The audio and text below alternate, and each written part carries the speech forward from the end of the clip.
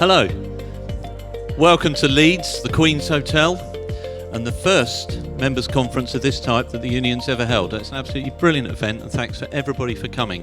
I'm sure we're going to have a fantastic day and a half. Thank you. I will now hand you over to the top team who are going to come over from over there. Alex, Naomi and Tracy. Thank you very much. Enjoy the event.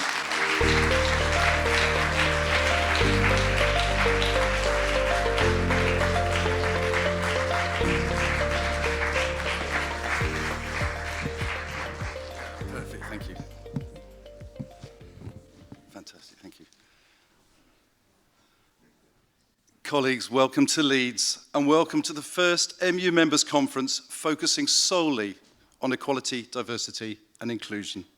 My name's Alex Gascoigne, I'm a violinist in the BBC Scottish Symphony Orchestra and I'm chair of the MU's Executive Committee. Equality, diversity and inclusion must be at the very heart of everything we do. We need to represent all musicians wherever they are and whatever they do, and the MU needs to lead by example. The MU's ED&I action plan publicly shows our commitment to changing the conversation on disability, to actively encourage greater participation in our union, to make the MU more diverse and accessible, and commits to engaging with underrepresented members. The plan shows our commitment publicly, it's measurable, and it makes us accountable. As chair of our EC, I also feel firmly that real change requires investment in time and in money. At every EC meeting I've attended in the last 13 years, there is always an ED&I discussion. The EC fully supports the great work that John Shortell and his committees and networks do for us. And in recognition of John's work, the EC recently agreed to invest in his department and fund a new post. It's my great pleasure to introduce to conference Dr. Diljit Baku, who is our new ED&I officer.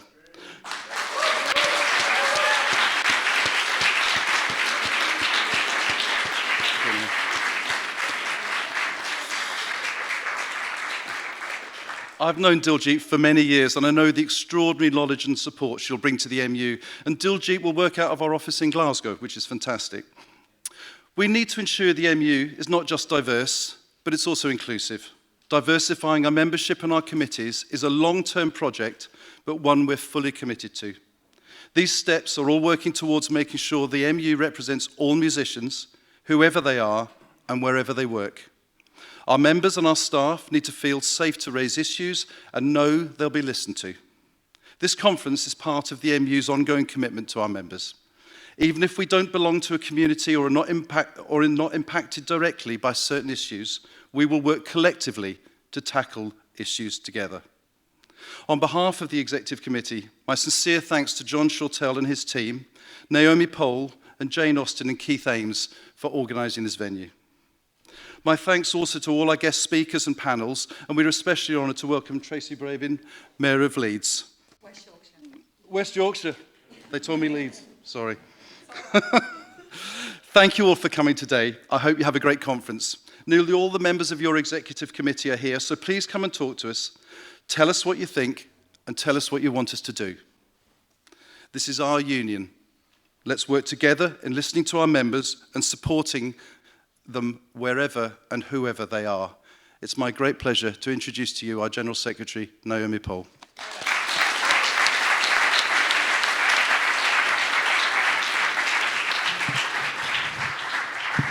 Thank you. I was hoping it was going to go down a couple of inches. So it's an absolute pleasure to be here, and I'm very excited to be standing up for the first time as General Secretary at an MU conference. Thank you. And I really feel it is a big step forward that we're hosting a conference where we're solely looking at equality, diversity and inclusion. And when I talk to colleagues about this, I always make the point that inclusion is for everybody. That's the very nature of inclusion. It's about us being welcoming to everybody. It's about us equally representing everybody. And as Alex says, it should be equal representation, whatever your background, wherever you're based in the UK, however you make music. And that's basically the founding principle, I think, of the union. So it's really exciting. When I first joined the union in 2009, I think we thought of equality, diversity and inclusion as being a bit of a side issue. I feel like we haven't always got it right as a result. It's not a side issue, it's a music industry issue, and it's an issue that is important to most of our members. I mean, most of us will probably face barriers at some stage of our career, some stage of our lives, as a result of a characteristic that we have. And so we have to make sure that we are inclusive and open and that everybody is able to access what we do. And it is about starting at home, looking inwards and looking at the Musicians Union and what we do, but also as a result of the fantastic team that we have and all the brilliant activists that we have and our committees and our networks, we're actually beginning to lead the way in terms of policy on equality, diversity and inclusion as well. So I'm really proud of that. I think it's a fantastic thing that we do. It's actually one of the best things that we do. And I'm delighted that we're having a conference where we can develop some more member-led policy. It's about us being here to listen to you and what you've got to say and hear about your lived experiences and then make sure that this runs through every area of our work.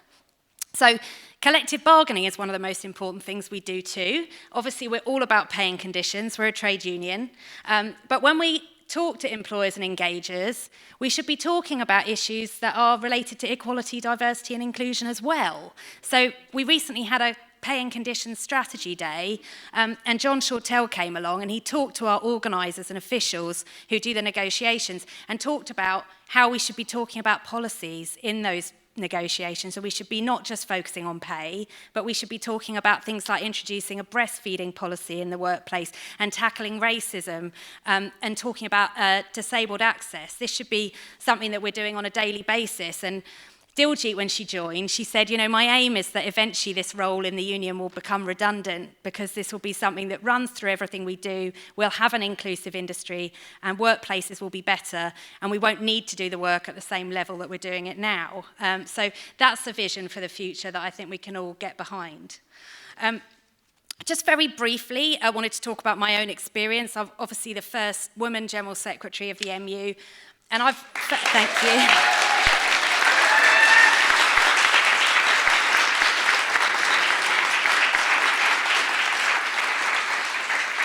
Thank you. And this was a big theme during the General Secretary election process. And I had a lot of people reach out to me and say that they felt really positive about the fact that I'd been elected, just the pure fact that a woman could be elected to this role. Hopefully that shows that the door is open for other people from underrepresented groups to fill this role in the future and play a very active role in the union. So that's something else I think is really positive. Also, there's a real sense of responsibility about that because I feel I've made a lot of promises and I've got 5 years to keep them. And one of the big promises was to make sure that we represent musicians equally, and that is something I hold very dear. So I just wanted to say that during my time in coming up through the union, I had 2 bouts of maternity leave, and I was promoted during one of my periods of maternity leave. Now, I'm really lucky that I'm employed and I work for a trade union. I don't think many people have that very positive experience. A lot of freelancers in particular feel like their careers get held back because they have children. And I know, this morning I was juggling the school run and childcare before getting on the train. A lot of our members deal with those kinds of issues on a daily basis, and it can be really tough. Also, when I came back to work after one of my periods of maternity leave, we had an EC meeting, which was an all-day meeting, and I had to say, can we take more regular breaks because I need to go and express milk in the toilets? And these kind of things, it's about lived experience.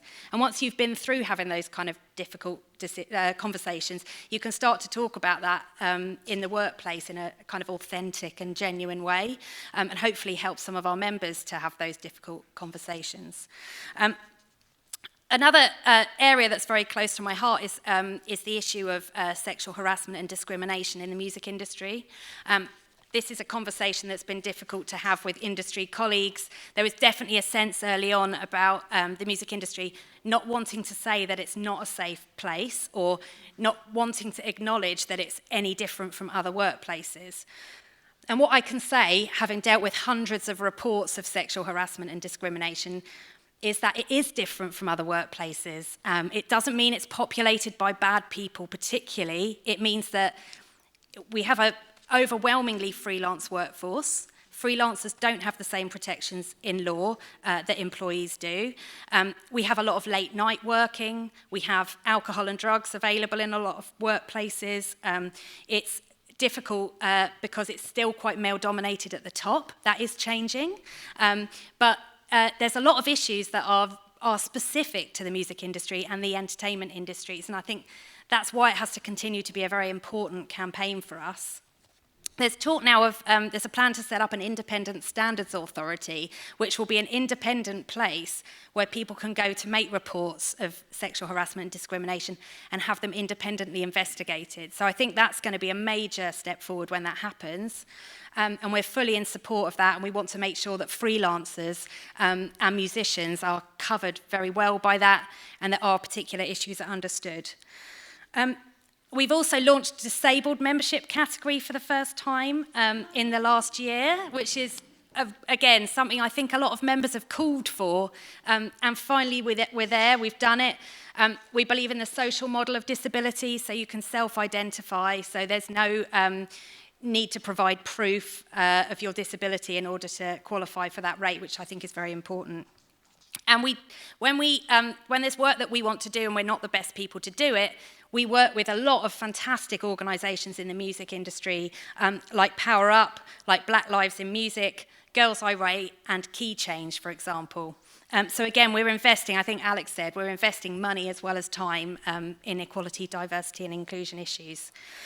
And thanks to our team here, we've become trusted advisors to other organisations in the industry. So working with Rock School, for example, ABRSM, Hal Leonard, to try and promote diversity in syllabus. And also, we promote inclusive auditions in the orchestral sector. And I know Alex has probably seen some of that at the BBC, which is, again, really important and really positive. And we do a lot of lobbying in this area as well. So this is work that is obviously going to be ongoing. It's not a short-term project. This is about long-term cultural change in the music industry and constantly looking at ourselves internally and seeing how we can improve.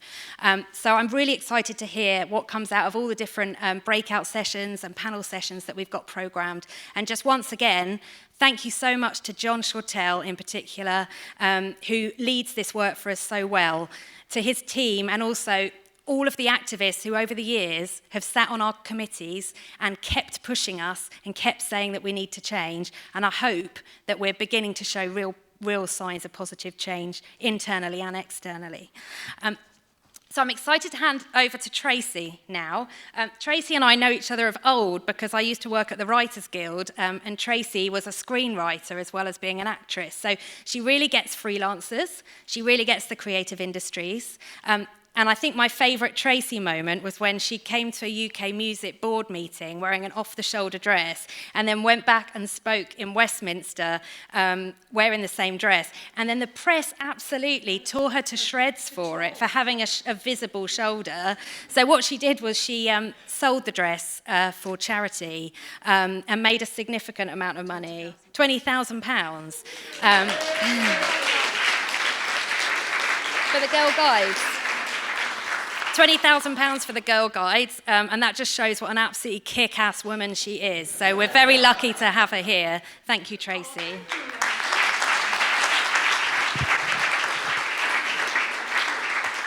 Naomi, thank you so much. And honestly, what a pleasure to be here today. And Naomi is such an amazing leader, and I'm so delighted that the MU have got a woman leader, a woman like Naomi, because knowing her from the Writers Guild, she's another kick-ass woman. And really pleased to be here with all of you today. And certainly, gosh, what's going on in Parliament? I mean, honestly, it's really hard to keep up. 4 chancellors in 4 months or something. And, U-turn after U-turn. So, unfortunately, I can't stay for the whole conference, but there are things that I just have to attend to, so I really wish you well for the rest of the day. But this conference is the Venn diagram of everything that I love. It's culture, it's music, it's trade unionism, it's labour values, it's freelancers, but it's also equality, diversity and inclusivity, which is at the heart of my plan and my mandate from the public as the Mayor of West Yorkshire. And really pleased that it's happening here in West Yorkshire and in Leeds. And I know that the other mayors all boast about their music scene. You know, Andy Burnham likes to talk about Manchester and Steve Rotherham talks about Liverpool. And, you know, they do have the Beatles, so, you know, fair enough. But here in West Yorkshire, I mean, we have a thriving music scene. And this is just a short list. In the heart of the North, all these musicians, the Kaiser Chiefs, we've got Alt J, we've got singers like Mel B and Corinne Billy Ray and Zayn Malik, and incredible grassroots venues like the Brudenell. I'm sure you've all been to the Brudenell with Nathan, that amazing sort of force of nature running the Brudenell. And First Direct Arena, now, I know I've been told that that wasn't big enough for Eurovision, but it is an amazing venue and so many big stars come. And we've got Round Day with the Rolling Stones and Madonna, and that smaller homegrown scene that we really do cherish here in West Yorkshire. Student areas like Hyde Park, those incubators of fresh and new talent where music is not just an artistic expression, is it? But it's a political gesture. And I don't know if anybody's been to the Hyde Park Book Club, but there's some really tasty graffiti on the back of the toilet walls, particularly about Boris Johnson. Because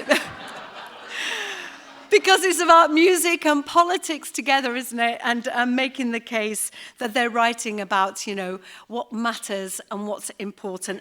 And really, that's why we're here today, isn't it? What matters? What's really important? And music has always made demands of the political establishment, and they really have to be felt today.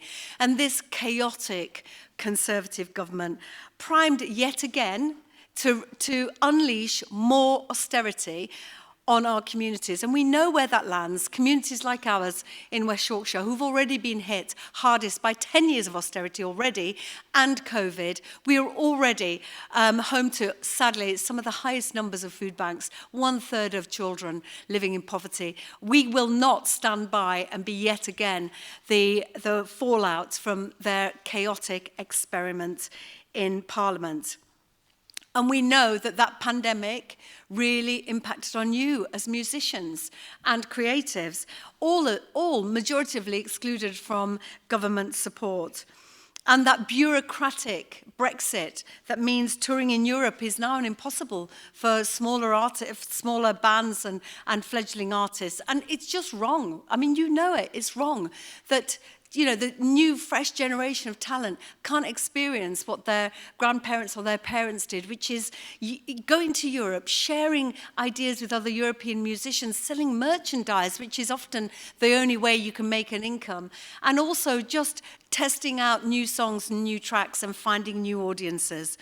And certainly, as I mentioned the Kaiser Chiefs earlier, they had to reconsider their tour in Italy. I'm sure you know, after facing that 10% withholding tax.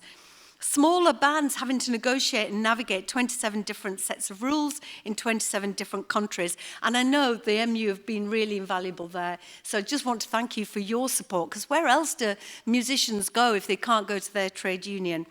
And really, we know, don't we, how important our music industry is. And it's not just for health and happiness and well-being, but it's also for our economy.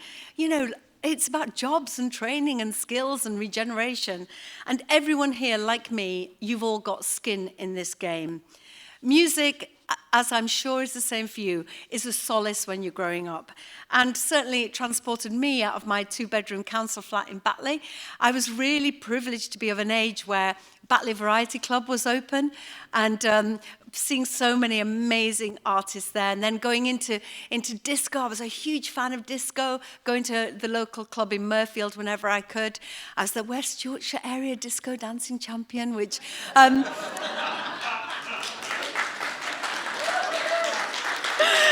The only reason I put in for it was because there was a prize of 50 quid, and it's very motivating, which is why the Mayor's Innovation Prize has got a £10,000 prize, and it's 16 to 26-year-olds, and I just know that's very motivating when you're a working-class young person. I also had a passion for David Cassidy, so don't judge me. But honestly, music gave me that sense of identity and that sense of belonging, and it is a gift handed down from one generation to another. We all have those tracks, don't we? The one that reminds us of our ex and that we want to just scream into a pillow, or the song that was, the first dance at our wedding, or the song that reminds us of our a parent that might have passed away. There is nothing without a musician or a composer. There is a blank page. You are the creators, and all of the people around those music creators, those engineers, those video directors, those promoters, the technicians on tour. All of those people, we are a family of creators, and we change lives forever, and it's an extraordinary power, and I know no one in this room takes it for granted. So as Naomi mentioned, I was an actor and a writer for 3 decades. Before, after the sad murder of Joe Cox, I became the MP for Batley and Spen, my hometown. And there I took my lived experience. And I must say, lived experience is your superpower, Naomi, because you know what it's like to be a woman with small children, and you bring that into your politics. And I was able to bring my lived experience into my politics. And I was really privileged to be, as a backbench MP, I was a champion for the sector, but then became Shadow Secretary for Digital Culture, Media and Sport, and never stopped advocating for creatives. I stood up to Theresa May at PMQs. I was raising questions constantly, introducing with my dear friend Olga a new bill to bring shared parental leave rights to freelancers. We didn't win, but that campaign is not going anywhere. And with people like Olga driving it, I know we are definitely going to get that over the line. Round of applause for Olga. And of course, all her colleagues. During COVID, we know how hard it was, and as soon as there was a lockdown, I knew straight away, we are going to be the first to be locked down, the last to come back, and the most misunderstood. They didn't get us, they don't understand us, and they didn't know how devastating it was going to be. And I put a call out on social media for people to tell me in the creative industries what had happened to them. I was absolutely swamped. My team in the office were like, Tracy, why have you done this? 4,000 emails from people, and going through them, you would weep. And so many of my friends. And the same, we've got to sell our house, we've got to move in with my parents, that second baby, we're not going to have it. This is life-changing for us as creatives, and COVID, I really hope we don't lose those musicians forever, those 3 million that were excluded from government support. So, you will always have an ally in me. The work you're doing is vital and important, and as a creative myself, as a member of Parliament, as now the Mayor of West Yorkshire, or as an audience member on the front row seat or in the mosh pit. Never, actually, never. It's really, really important for me. And one of the reasons why it's important, because I know the economic argument is imperative for our region, and that's why, as the mayor coming in, we didn't have a culture committee in the Combined Authority, so I've set up a culture and sport committee. We've got an £11.5 million that we are investing in culture, and that is. But that's also with partners. So we've got Leeds 2023, we've got Kirklees Year of Music in 2023, Calderdale Year of Culture, Wakefield Year of Culture, and then the climax, Bradford City of Culture 2025. I mean, this whole region is going to be a creative crucible of talent. So if you don't live in West Yorkshire, you better start moving to West Yorkshire now, because this is where it's happening. If you are an intern in Leeds 2023 or Kirklees Year of Music, you will be a producer by the time Bradford City of Culture comes up. We are going to have, when I invest in projects, part of that investment asks the companies to make sure that they roll over their intel, their talent to the next music festival or the next festival, because we want to make sure that people in West Yorkshire are going to be employed at least until 2026 in all our brilliant festivals. And we know that Kirklees Year of Music will bring 6.5 million to our region. I mean, that's incredible investment. We know that this brings money and it brings talent. And also, it brings people to our region because you're more likely to choose somewhere to live because of its cultural offer rather than good schools even. So I do think we have a case to government. You want us to level up. We know culture is the tool to level up. Give us the power, give us the money, and we can level up West Yorkshire. But it's not just for artists, it's also for people who potentially are the furthest away from culture. So people who are struggling with a mental health issue, being able to access art, or if you've got dementia, being able to have a dance class with a practitioner, or if you've been groomed by a gang or you are potentially going into a life of crime, you can be held back from that decision by training as a sound technician. I've seen it, a young girl about to, really in a dangerous, precarious position. She's now doing music tech at Leeds Beckett. So that is what the money does. That's the lives that it changes. So you've heard a little bit about my exciting plans for our region. I just want to thank you all so much for bringing your smarts to our region. If you don't live here, thank you. If you do live here, my door is open. If you've ideas and things you want to make sure that I know about, please do contact my office. And I really look forward to seeing all of you on stage or performing or doing the amazing stuff that you do. And it was such a privilege to be here. And you have a friend in me. Thank you all so much.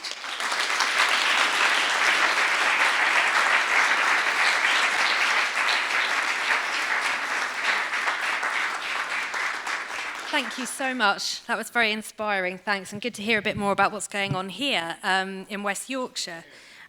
So next we have our first panel discussion, which is on mental health in the music industry, chaired by the fantastic Andi Hopgood, who's Vice Chair of our Executive Committee. Thanks, Andi.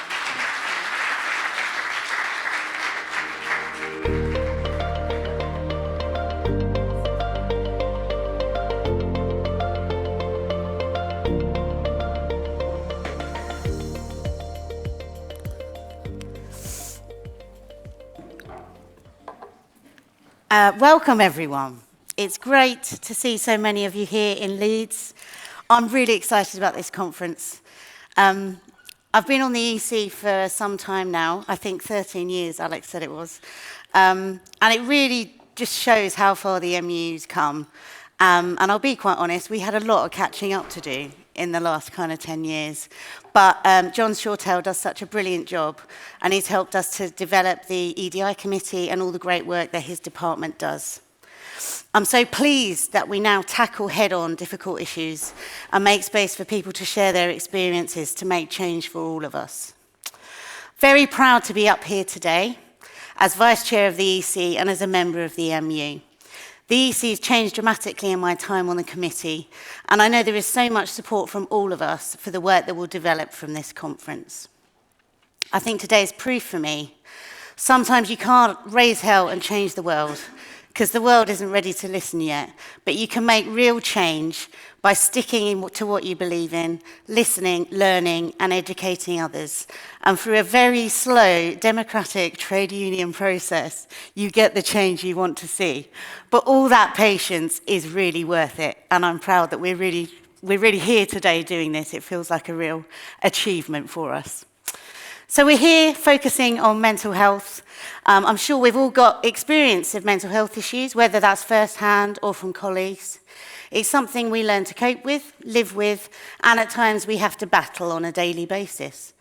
Musicians are statistically 3 times more likely than the general population to have issues around mental health, and I believe that so much of this is rooted in the way we live as freelancers. We often don't have the luxury of sick pay that would enable us to take time out. We don't have employment packages, HR, counsellors in our workplaces. We have to seek help ourselves, and then we have to see it through. Like everything else as a freelancer, it's totally on us. Our lifestyles are unpredictable, with irregular working patterns, lack of sleep, financial worries, and right now in a cost of living crisis. I think that's highlighted more than ever. And I think we all know we need a general election right now.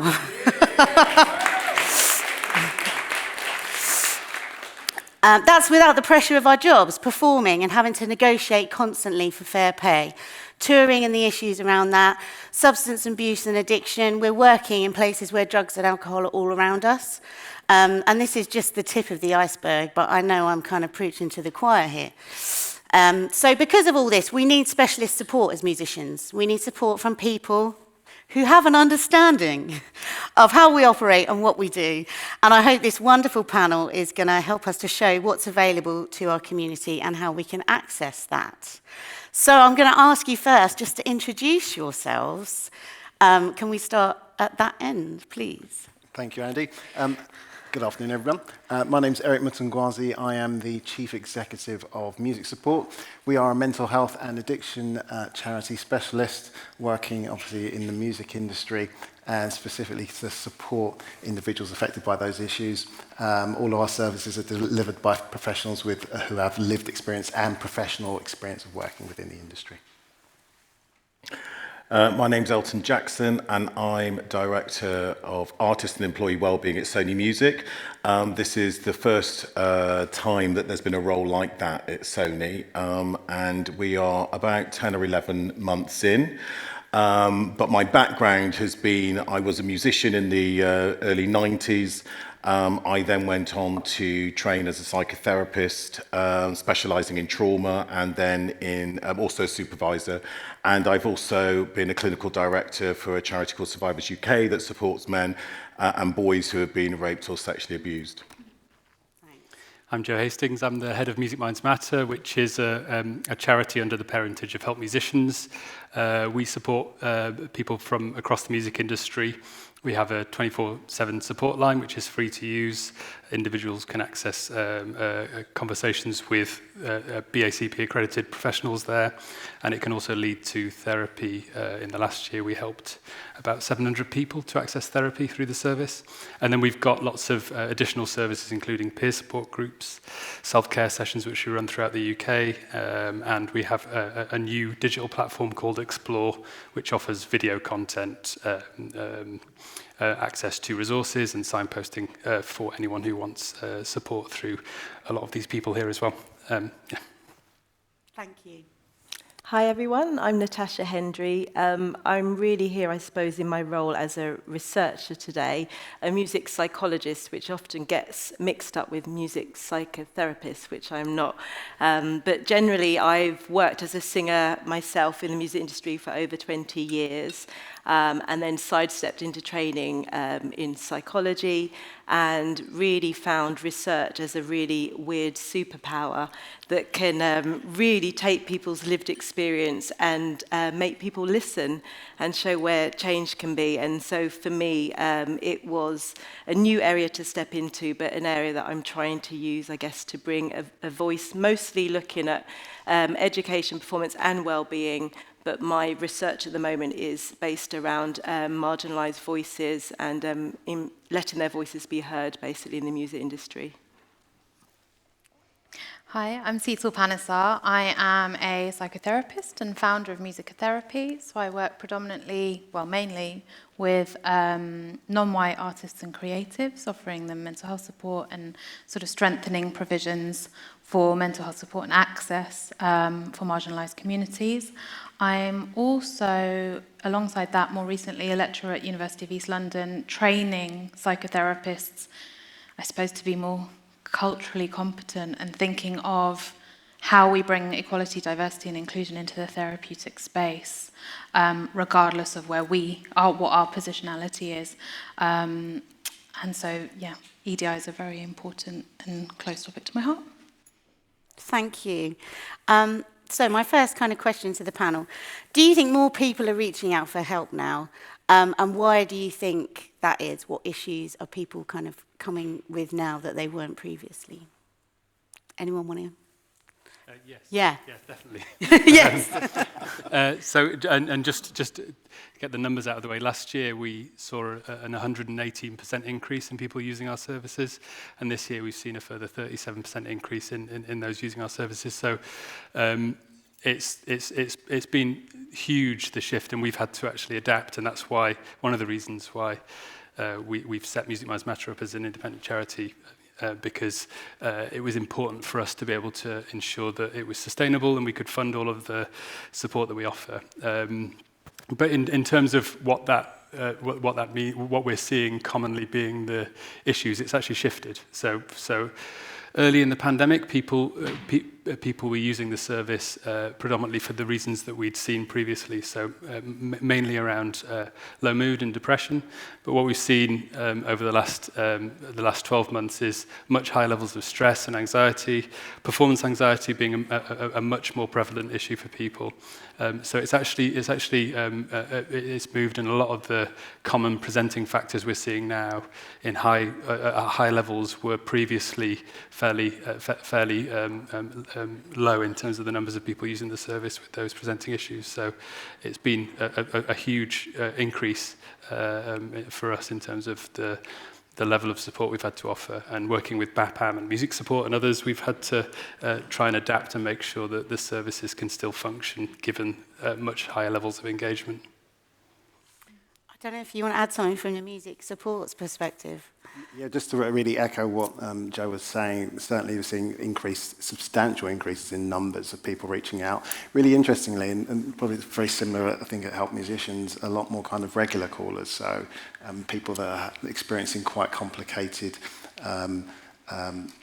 personal conditions, and co-occurring something that's we can't commonly deal with, where someone might be presenting with challenges in mental health, but also challenges with addiction as well, and substance use. So that's something that we're seeing a lot of. But amidst that, the silver lining is that, I know it's the same as well at Help Musicians, we're seeing people get better, the people that are reaching out. And, that's just a reminder that, if people are able to access in a timely way the right services and right support, that recovery is possible, and it's more than likely for the majority. But that is a big if. It's if people reach out, feel the confidence, they can have that conversation. It feels like the conversation has shifted from where it was, say, for example, a decade ago, when more people feel a lot more comfortable. And now it's about making sure that the services that are in place are really able to serve people, meet people where they're at as well, and that people know that these services exist.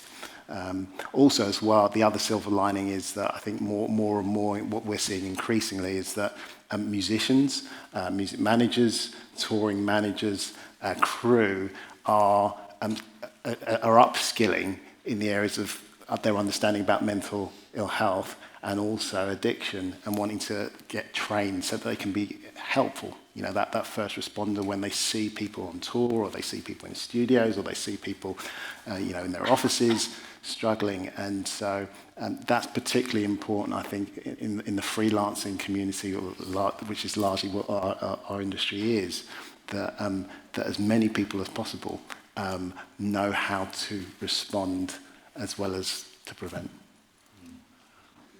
Well, I was just going to say, I mean, it's brilliant that we've got these services there, but of course they've not always been there. And with this role at Sony, I mean, so as I said, I've been in sort of place about sort of 10 or 11 months, but thankfully for the last sort of 4 or 5 years, the CEO has been pushing mental health support structures all the way through the business.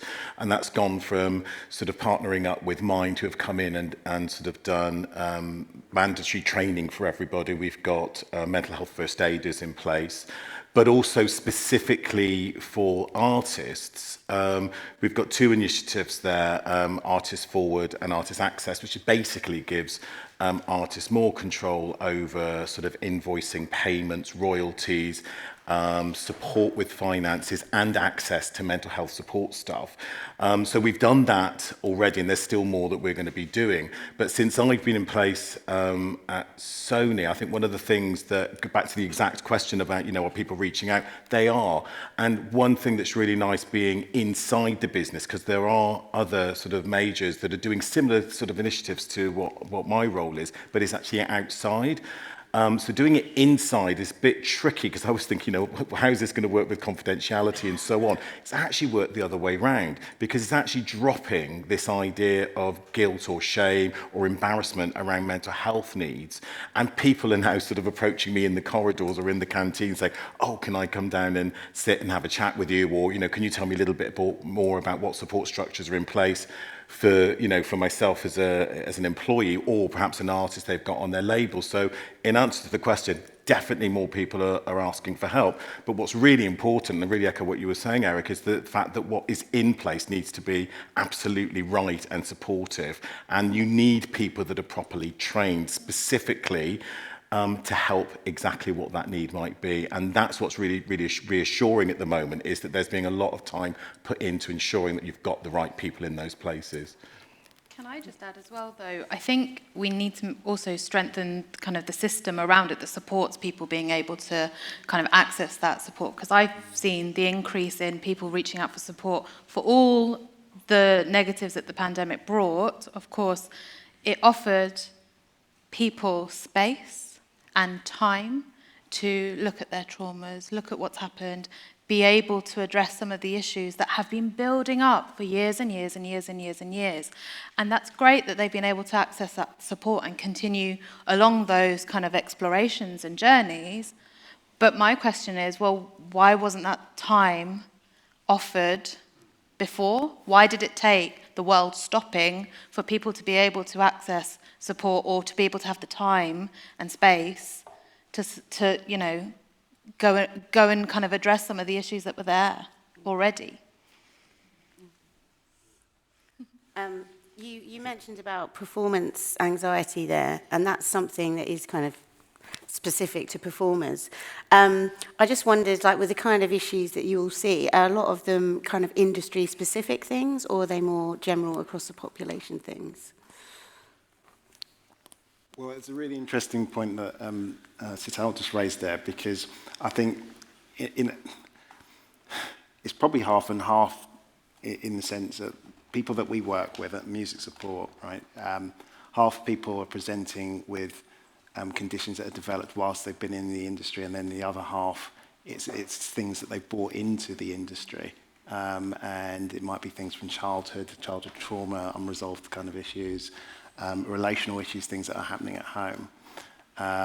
And there is this, I think we're at this point at the moment where the conversations move forward and people are feeling more comfortable to talk about it. But I think what the industry is really grappling now is with what the higher kind of goal of this, which is it's about behavioural change fundamentally, and it's just the mental health issues or addiction issues that they are the symptoms of something, and are we prepared to make changes so that there is that space to have the conversation? Are we prepared to make changes so that there is the space to have that time off? Are we prepared to invest money so that people can see the right people and right professionals? And there's trade-offs to be made there.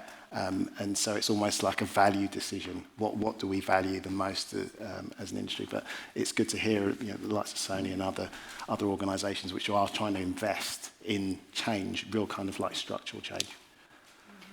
I think one thing we do need to acknowledge openly is that it is quite a unique industry that we're in, and so unique problems do come with that. And so some of the general solutions that are out there aren't necessarily going to fit. And so it's really important that we do get people that understand the experiences of people that are actively working in music. And we always have to be looking for the blind spots. And we do need to be looking to lift up the voices that aren't heard a lot. And it's really amazing to sit up here and see the array of difference in our audience. And we've got guide dogs and we've got wheelchair. And it's fantastic. But there's a lot of people that won't be in this room that aren't even getting to this point yet, that are active working in the music industry. And we have to be constantly checking in to say, what are the issues that are affecting you? And I think what's great about a panel like this is that inclusion is being seen as a mental health issue, and it hasn't been. It's been seen as a social issue, and it is. And everybody in this room that might experience different barriers, those barriers affect their well-being, and our well-being affects our ability to do our work as musicians and to enjoy our work. And so it's really important that we do realise these extra and unique pressures that we have, and that we feel encouraged to talk about them and bring our lived experience and know what the nuances are and what our blind spots are. And we were having some interesting chats earlier, and it does annoy me that racism hasn't been seen as a mental health issue. It does annoy me that sometimes I'm on panels about mental health and you can go the whole day and LGBTQ+ issues aren't brought up. These are things that should be brought forward. We need to be looking at our industry, but we also need to be looking, it's already a marginalised industry, a forgotten industry, as we heard earlier, left in the pandemic, but there are forgotten groups within that. And so we really need to be ready to voice what those issues are and to ask the people that are actually actively working in the industry what are the specific things that are affecting them. I suppose just adding on to that, it isn't just, you know, if someone, you know, if a client does come to me and we talk a bit about performance anxiety, you know, you're not looking at it as just one issue, and that is the only thing that, you know, we are working on, and it's a top level type of approach. Actually, we're looking at what are all the other factors that can affect someone's ability to perform, both positively or negatively, and we're looking at the person as a whole. It's a holistic thing. We're not just one thing. One thing doesn't sort of define us. And so I think what we need to be doing is intersecting all parts of ourselves and other people into the conversation. So if we're talking about mental health, we're not just talking about mental health in one aspect. We're talking about all the other factors that can contribute to someone feeling well. And that does go into social issues, political issues, socioeconomic issues, financial issues. You know, it's the systems that, you know, create wellness, I suppose, and we have to look at that when we're talking about mental health. Yeah, and I don't think at the moment there's an effective means of measuring that in this industry, and that's in a way that's not a criticism, because I think it's probably reflective of wider society in terms of how we, you know, if you talk about wellness, and there are some really good examples of tools that you can use to kind of measure, you know, a sort of a cross section of someone's lived experience. But I think that's a big area of need for focus, and yeah, I'm hopeful that in the next year that's going to be a real priority for a lot of us in terms of moving that forward.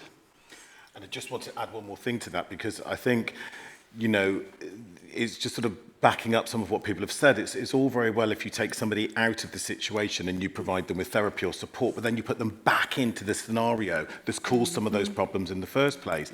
And that's one thing that I feel really passionate about, and also something that Sony seem passionate about, in terms of let's look at what these systems are and where they've broken down, where they've not supported people, and what do we need to change. So I really feel that that's such an important part of what we're all talking about, really. It's that classic kind of imagery of that you don't, if a flower doesn't bloom, you don't chastise the flower and tell the flower off. You look at if it's, you know, got enough sunlight, if it's got enough heat, if it's been watered. You look at the environment and you change the environment. You don't change the flower. Do you know what I mean? So I think that's what we need to be looking at, our environment. That kind of leads on to my next question, which is kind of how can the community help? How can musicians help other musicians? And kind of, I know you talked about peer support groups, and I kind of wondered what you guys were already providing in the sense of community to support others. I mean, I think it's one of the most well, it's the least kind of discussed issue in this industry is social isolation. But in all of the research we've done, good and bad in the past, it's such a common and such a prevalent issue for people, particularly for younger musicians and younger people in the music industry. And I've seen it through talking to thousands of musicians over the years, through working with a charity, that it's a really common piece of feedback from people, is that they just don't have networks, and they find it hard to talk about the things they're finding difficult with people, and they don't have the right spaces to do that, which is why I was really passionate about the peer support groups, and it's why it's amazing that the MU have been delivering one for music teachers, and I think you'll see the amazing impact of that. when it's completed. But I think I just see that as a start, because I think there needs to be a lot more investment in spaces for people in this industry to share and speak about what they feel and experience and their challenges, because it just doesn't exist at the moment, and people commonly feel like they're focused on their own careers or their band's careers or their career as working in crew. They're not actually encouraged to talk to others and to actually share an experience and to kind of listen and be listened to around whatever they're finding difficult. And I think that's something that needs to change, and thankfully is starting to change. And we're starting to see the impact through the peer support groups, but there needs to be so much more of that that starts to happen, because the more I'm not saying that there isn't community, sorry, by the way, I'm not saying that doesn't exist, but the more that we encourage that, and the more that we encourage people to share in their experiences, the easier it is to actually highlight how prevalent something is as an issue, and actually also the easier it is for people to understand other ways of managing things that might be manageable. Without that, it's just people talking about their own experiences and not necessarily understanding in themselves that it's a wider issue, and that doesn't necessarily stop it from being a problem, but it means that they understand this is something that needs to be fundamentally changed, and you end up with people advocating for that. Yeah, totally agree with what Joe was saying there in terms of the importance of support groups. Music support was actually started because of a small group of peers that were in recovery that wanted to help one another and thought, actually, this is working really well. Why don't we help more people and extend, share the love, if you will. And that's something that we've kind of a motto we kind of lived by, really. And something else that we're working on and actively kind of delivering on is we started training back in 2019 and mental health first aider training and seeing, right, can we maybe adapt and tailor some of the trainings which might be off the shelf so that they're more industry specific. And that was great, but certainly some of the feedback that we were hearing from our participants was the importance of actually, well, out in the field it can be quite you can feel quite isolated and quite lonely when you're out there. And so we've kind of started a kind of alumni group for people that go through training and trying to encourage people to remain in contact with each other, which they're quite keen to. And so that's definitely something at Music Support we're trying to encourage, which is maybe break down some of the barriers, the competitive elements maybe that exist within our sector, and say actually we all have a vested interest in the health and well-being of one another, and we need one another to be well. And I think just even on the most basic and fundamental levels, being able to talk to each other. So being able to ask someone, how are you? And there's that campaign that's kind of asked twice. How are you? And then ask again to maybe see if the sort of key response, oh, I'm fine, how are you? Kind of can drop down and actually just create that extra little space for each other. And it doesn't need to be necessarily in a more formalized setting either. You're on tour or you're, in the back of one of the clubs, but before performing, and there's someone, the sound tech is next to you, and you have a conversation, and it might be 5 minutes, it might be, a minute, but actually there is some real power in having a conversation and opening a door. It doesn't mean that people necessarily need to walk through it fully at that moment, but that opening a door, even a millimeter, will turn into a centimetre, which will turn into an open door, which will turn into a more open environment and an open culture, I suppose. So we're moving away from a culture of silence and into a culture of kind of conversation. Thanks. Sorry, it's really easy for us all to just sit with our own experience as well, and to understand our lived experience, but not know the lived experience of the person next to you. Something that every single person in this room could go and do by the end of the day is have a chat with someone and find out what life is like for them. And that's what community does. It helps us to really educate about what's the blind spot. What is, just because that hasn't happened to me, I maybe know nothing about that and that struggle. What's it like for you? What are your barriers? And that's where real change and real inclusivity is going to come about. Yeah. Because if we can not only understand and learn about, and not only sympathise, but get to the point where we can empathise and really understand what things are like for other people that might be so far removed from your own lived experience, that's when it's not just the job of those small groups to really campaign hard for, be the only voice for disabled people, but we need other people to take on the fight. And the only way we can do that is together as a community and really getting in there and understanding what each other are going through. We have to talk to do that. That leads on really nicely. I was going to ask about, can you tell us how you think important culturally specific interventions and services are? I know that's something that you've both mentioned. I don't know if anyone wants to... I think they're definitely very, very important. I feel like I've based my career on it now. I think it really is important. It's about removing barriers to access. It's not necessarily saying that the culturally appropriate or culturally sensitive interventions or services are there only for those particular communities. It's just that saying you've got spaces there where there are people, we're never going to have the same lived experience or shared experience as each other, even if we were to, be twins in the same household, you know what I mean? Growing up with the same kind of environment, etc. But ultimately, there is someone there who might have a slight understanding or a slight understanding of where you might be coming from, might understand some of those nuances that you might not necessarily feel you have to explain. There's a feeling, there's a felt connection there as well. And I think that can be really powerful in creating meaningful change in someone's kind of experiences, I suppose. It doesn't mean that it's exclusive to that. I just think it's an option, and I think we need to create those options for people. I totally agree. Yeah, you can get a bit bamboozled by this word, I think, culturally appropriate, but really it means talking to people in a way they can understand. And I think that that's really important for people that have a different lived experience from you, but also it's really incredibly validating as well that sometimes someone, if they are trained and they've looked at this, they can give you the language for your experience. And we were talking earlier, we have words like microaggressions that go around now. When I initially started working in the music industry, I could feel an experience of being othered, and something happened to me over a small thing. I didn't know what it was. I would just go away and deal with it. But someone being able to say, this is what's happening, and to validate your experience, to give it a name, or just say that is something that you can bring. You're not imagining that. To me, that's culturally appropriate.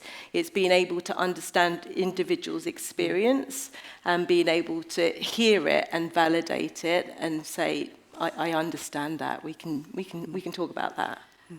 And to be honest, what I'd love to, someone said that, hopefully the idea of EDI specialists and this, that, and the other will become redundant because it's just what happens, it just becomes the norm.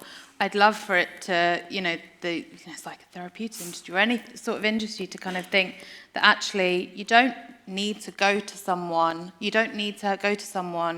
who looks like you or comes from the same industry as you to feel more secure that you will be offered those services and that kind of felt, I suppose, that consideration. Do you know what I mean? I think that's what we want. We want to see sort of therapists and just the conversations of people acknowledging differences and recognizing what you've experienced may be different to mine, but let's talk about it and let's bring it into the room because how has that affected you? And I think that's what hopefully we will hopefully shift towards.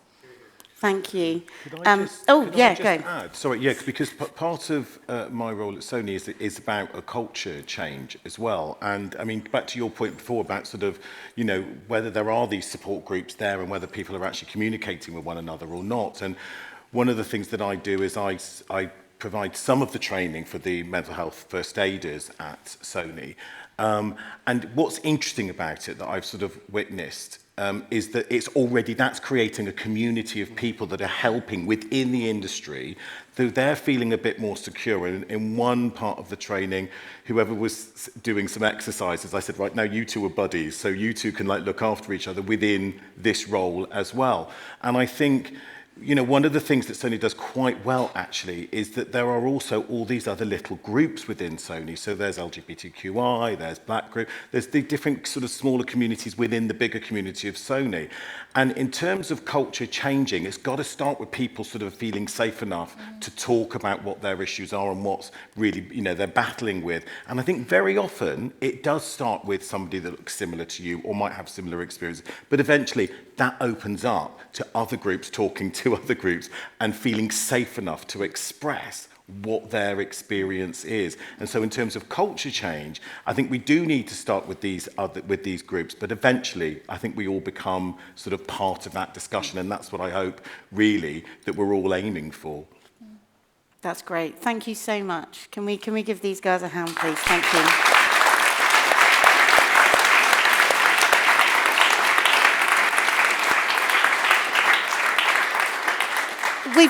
Which I know we are running late already, but if we've got a couple of questions from the floor for the panel, that would be great. There's one over there. I can't really see. Now, this might seem like a daft question, and I'm going to ask it anyway, because I don't know the answer to it. What is a mental health first aider, and what situation would they be required in? Like, for example, is it panic attacks? I feel this is your moment.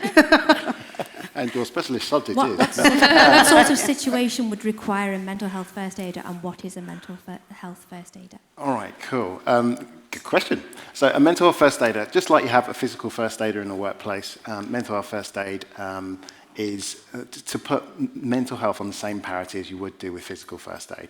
Now, with physical first aid, it's a great analogy and a good example to use.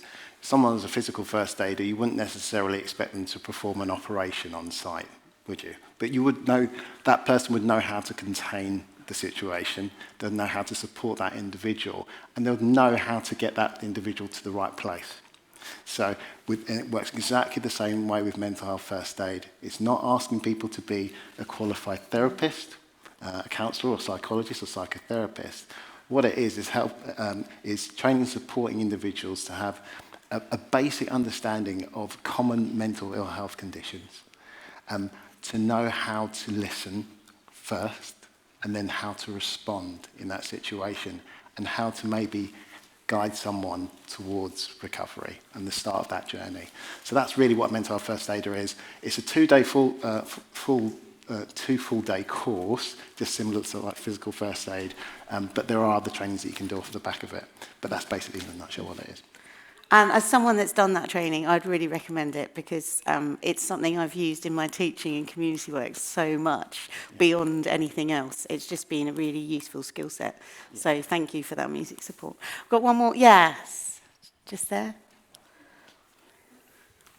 Hi.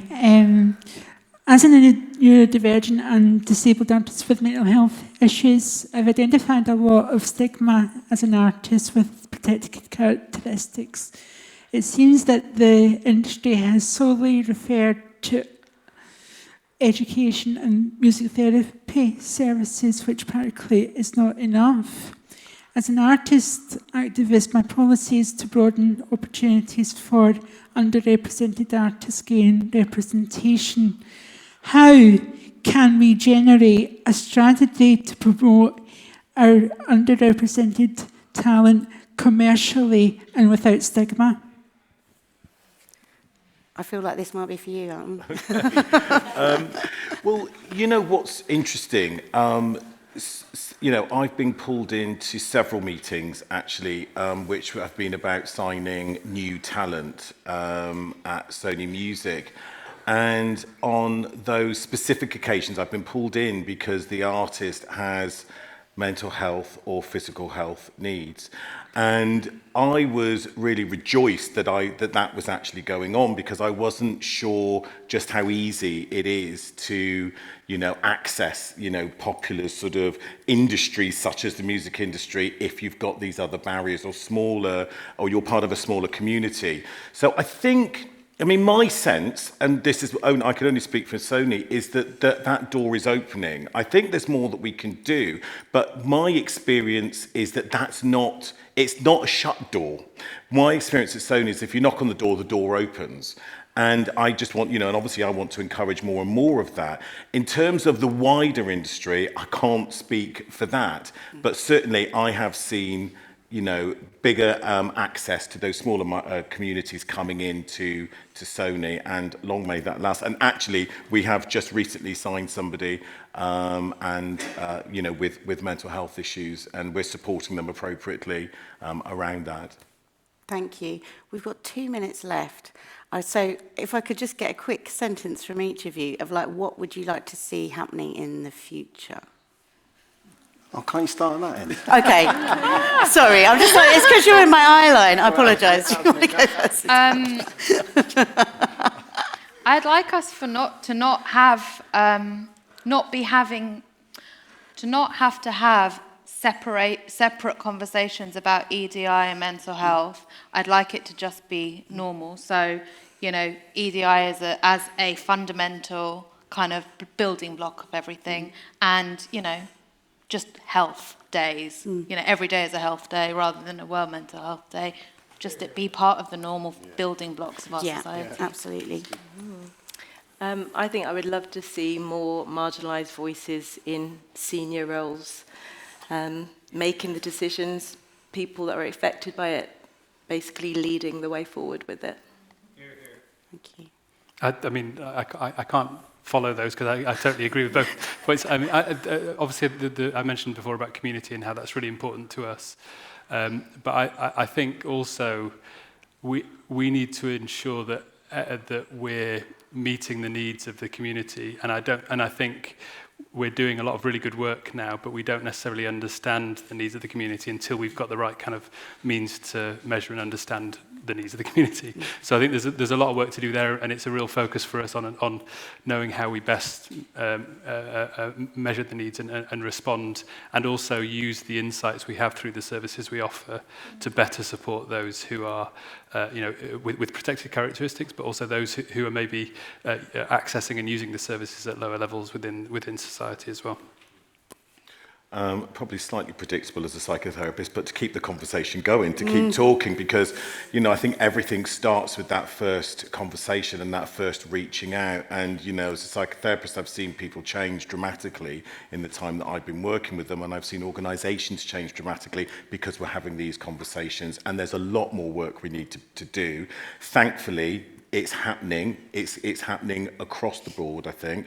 But we need to keep talking. We need to keep listening to what people's specific needs are, because it's no good us just doing stuff for people and then it doesn't match their needs. So we need to hear, we need to talk. So let's keep talking.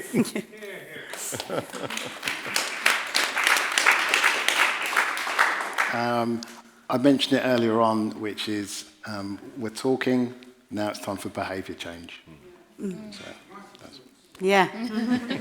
I would love to see parity for mental health in the NHS. I just think that, without that, we have nothing. So that's something, my 2 pence worth to finish off with. Please give these guys a big hand. Thank you so much.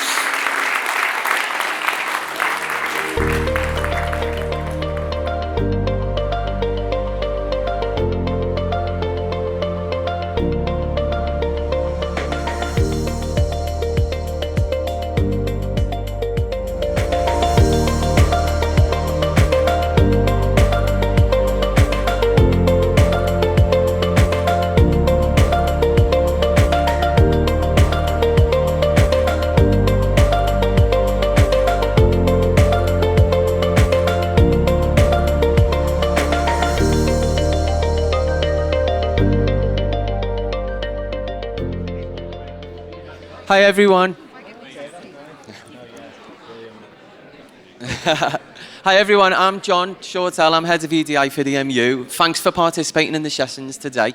We're just going to have a quick plenary session and ask people to feedback the top 3 points from each of what we've been discussing in the breakout sessions. So I'm going to start with LGBT inclusivity and visibility. Lynn? Hello everybody. Thanks for making my first ever in real life conference such an amazing event. So the 3 main points we covered in our LGBT plus breakout were And our main theme was just visibility and creating inclusive workplaces. Building and supporting visible and vocal role models within the profession. What was the next one? Finding and creating a best practice guide for music venues for supporting LGBT plus musicians. Is that right? Yeah.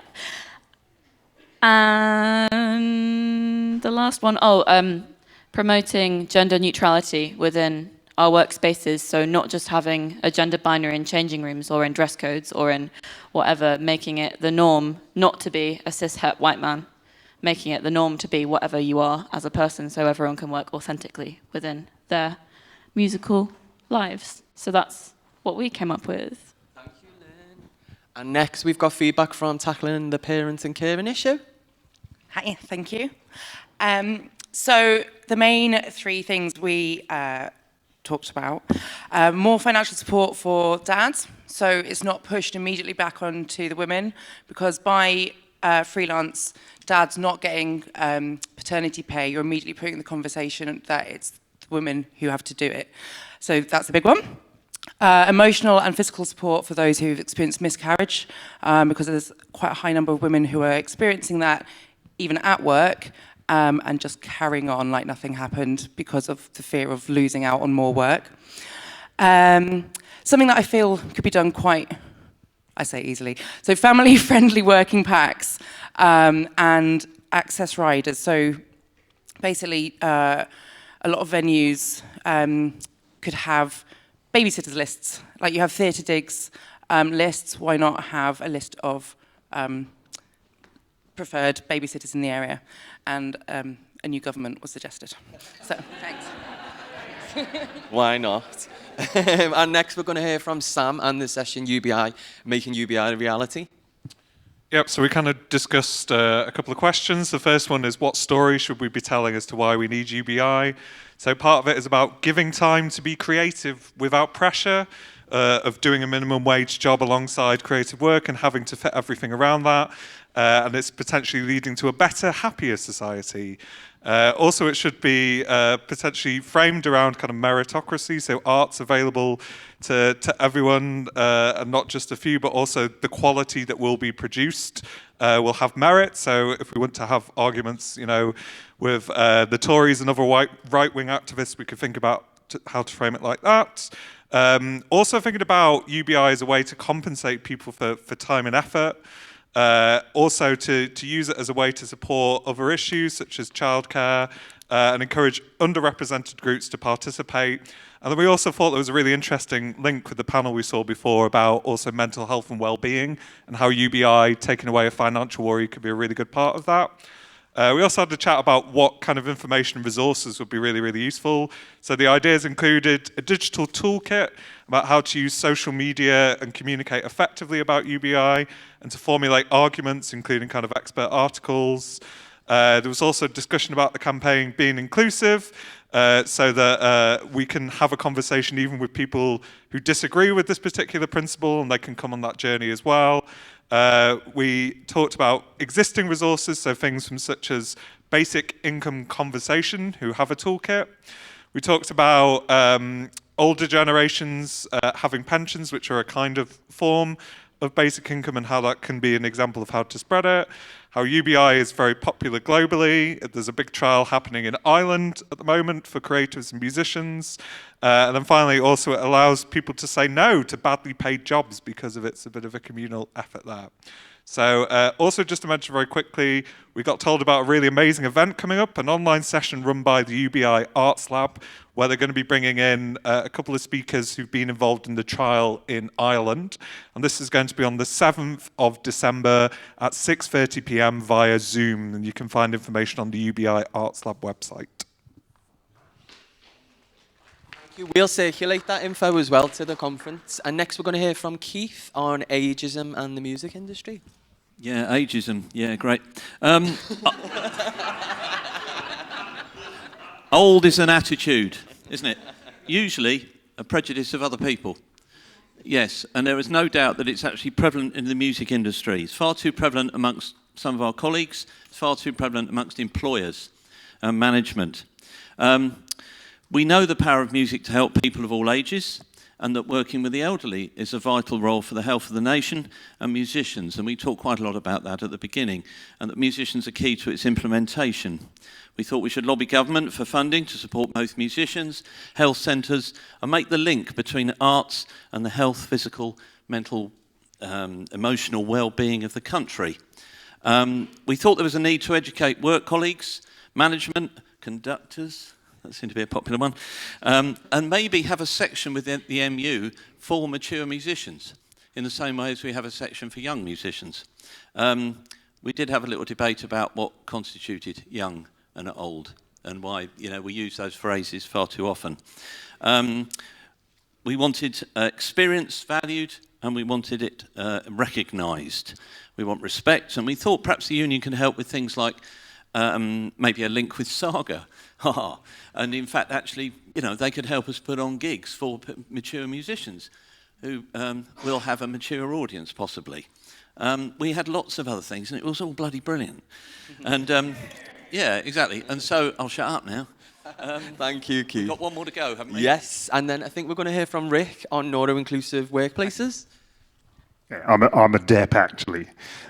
I'm depping for Anna Neal, who ran a great session on neurodiversity, and there were a number of takeaways. I think the starting point was not really a takeaway, but just a recognition that pretty much everyone in the room, and probably in this room, has a good sense of neurodiversity and obsession and compulsion, and because that's a common feature amongst us as musicians, you know. So if you want 3 takeaways, the first one, which I thought was really interesting, was that the union might be able to give a bit more support to people who were looking for a diagnosis, because that's not always the right solution, but for people who it is, they need some help with that. And sometimes they need some information about whether they want a diagnosis and whether they really need financial support for that, or whether they can call on National Health to provide that. The second thing was that clearly there's some valuable associations to connect with the ADHD network and help musicians. There's a lot of really helpful publications and online material that we could disseminate to our members, not just those who feel that they're very clearly on the neurodiversity side of things, but for everybody in our industry, it would be an upskilling thing to share that information. And if you want a third thing, this didn't come up in the panel, but it was a suggestion from one of the audience, which was after the meeting, and they said that the union might want to endorse the Neurodiversity Manifesto from the Labour Party, and I thought that was a really sort of good piece of action for us. Thank you. So what will happen next is I'll take these away, all the feedback that we've got from each of the sessions, and I'll work with my EDI committee and our EDI networks and look at the small steps that we can take to make these things a reality. And we'll keep everyone updated who's been in the sessions today on the website and through the news stories about the work that we're doing from this conference. So again, I just want to say thank you for being so generous with your time and sharing your experiences with us and enabling this work to happen.